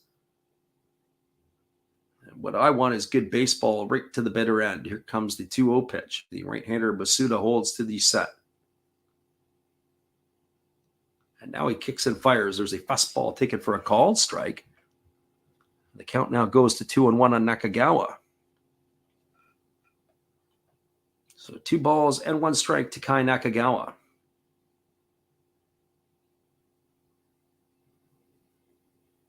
Gracie said she'd like to know more about the KBO, but unfortunately, she's got nothing. Well, here comes the 2-1 pitch as Nakagawa waits on the offering, and it is a breaking ball that just misses inside, and the count now goes to 3-1. Oh boy, well, 3 balls and 1 strike to Kai Nakagawa. This game here hangs in the balance. Friend Ryan Doherty jumps in to say hello. Welcome, Ryan. Also, better late than never. Thanks for stopping by the channel. And here comes the 3-1 pitch as Nakagawa waits. The right-hander holds set and fires. It is a fastball swung on, his grounded right back off the pitcher. It deflects over towards the third baseman, and everybody is going to be safe. That is going to load the bases. Nakagawa rings it right off the foot of the pitcher. Ended up trickling over toward the third base side. It's going to advance Chano to second, and the runner, Gibbo, is going to move over to third. Now it's going to bring the pitching coach out, and it's going to bring the former Lion, Tomoya Mori, to the plate. How about this for a finish? Our friend Plug Boy Johnny says, are the Buffaloes doing good this inning? Yeah, right now they are. They got the bases loaded with 2 out, and Maury stepping to the plate against his former team. That ball there actually deflected. I thought it hit him in the foot first, but it actually deflected off the glove of the pitcher, and it went off the foot next and then went over in the direction of third base. So interesting. I don't know if he would have let it go if they would have been able to make the play up the middle. So in other words, sometimes you say to the pitchers, hey, if the ball's hit to your left or to your right, you got to know where your fielders are before the pitch. And that would be an opportunity to be able to potentially roll a double play, or at least in this case, get a fielder's choice. But I don't know if the pitcher would have left it alone if that could have happened. I think that was going right up the middle. So Tomoya Mori steps to the plate with a chance to be the hero against his former team. He is 2 for 4. He's got 2 singles. He's scored a run. He has batting here from the left side against Masuda.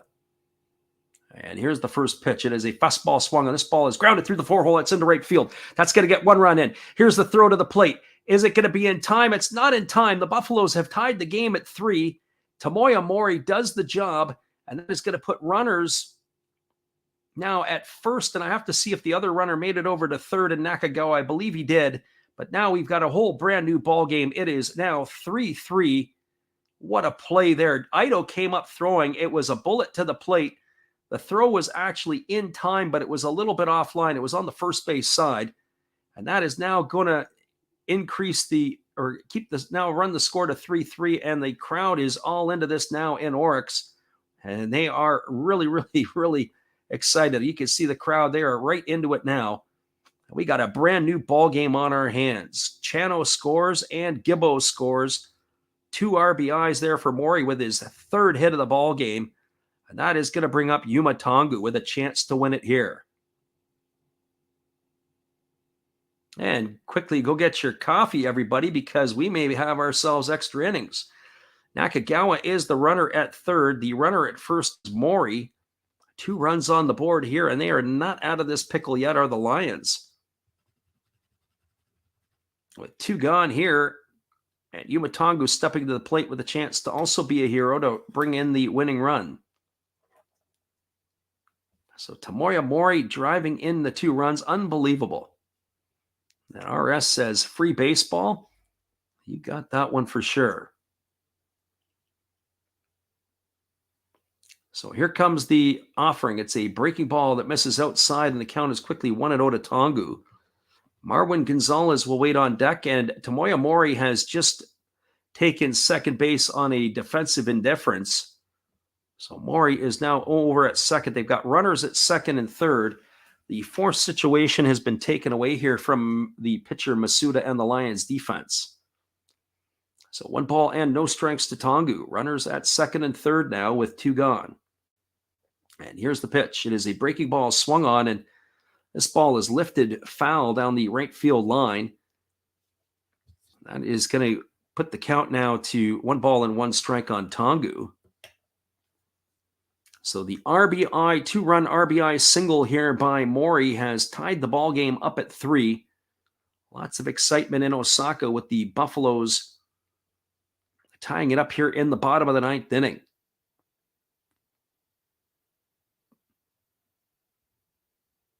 So here we go. Right-hander against the right-hander. Masuda holds to the belt.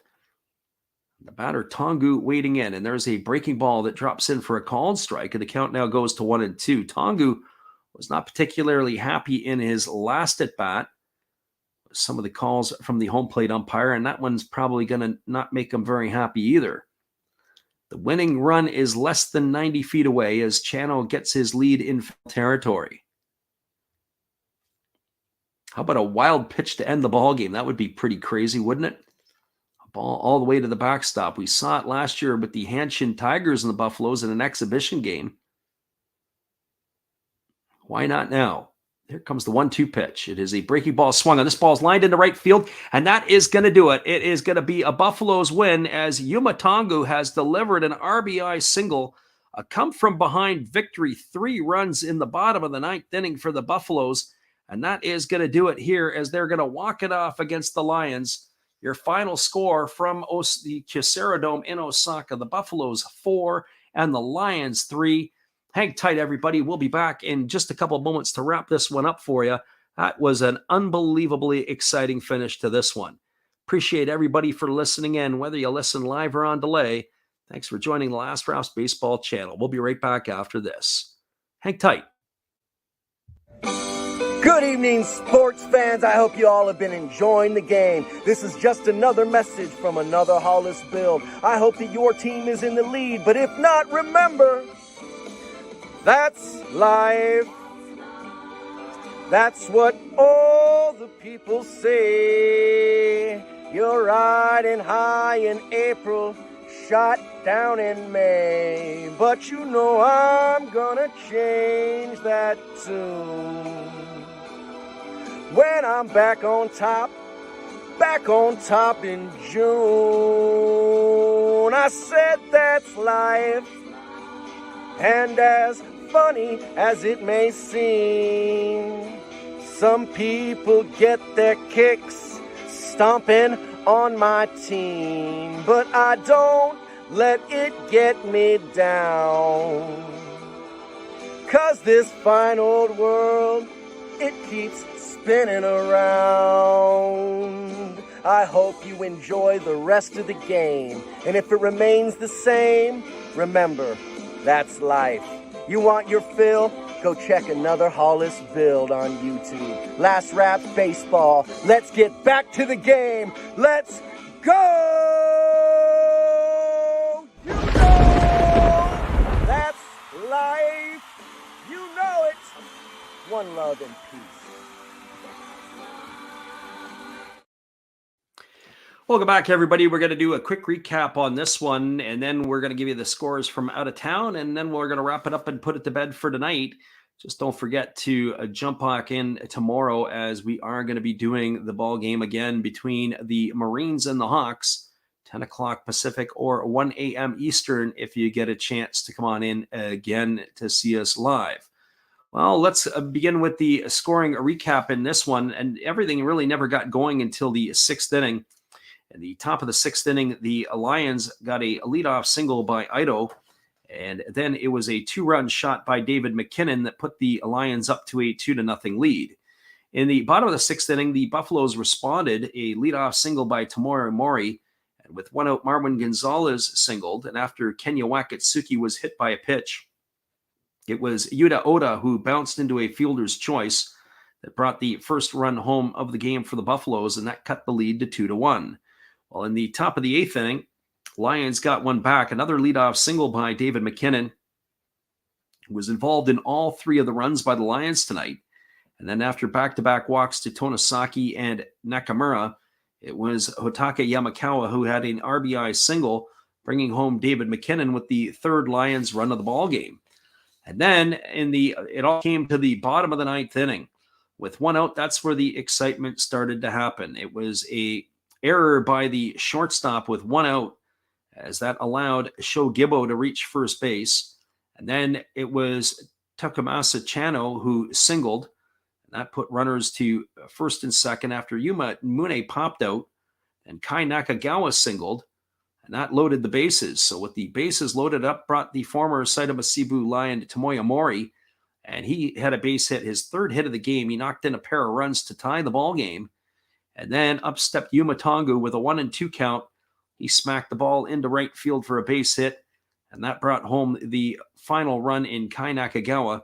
And your final score here was 4-3. All right, everybody, we'll take a quick peek at the out-of-town scoreboard, and then we're going to call it a night. But once again, we appreciate everybody listening to the channel this evening. Lots of action and a fantastic finish, that is for sure.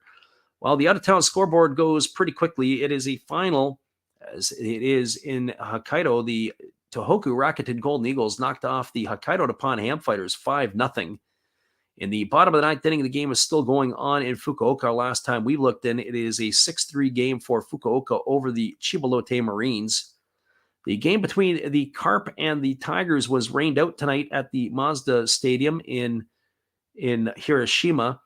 And then the other game that is a final, the Chichi Dragons knocked off the Yamuri Giants 2-1. Is at the Vantalen Dome, and that game is all over. The other one is a later start, which gets going in another 33 minutes. It'll be at the Jinju Stadium in Tokyo. That will be the Swallows entertaining the Yokohama Dana Bay Stars. Again, your final here was 4-3. We appreciate everybody for checking into the channel tonight. Buffaloes knock off the Lions with 3 in the bottom of the ninth inning. And that is going to do it here for us on our call tonight. Reminder, tomorrow night we will be back on the airwaves, and that will be a ball game that will start at 10 o'clock Pacific time between the Hawks and Marines. If that game gets rained out, expect us to try to bounce over to do the Giants and the Dragons. We'll know a little closer to game time where that's going to fit in. Everybody who came into the chat tonight, we tip our hat to you, and we thank you and appreciate you for being here with us. Hopefully you can make it back in with us tomorrow. Have a great night, everybody. We will see you soon.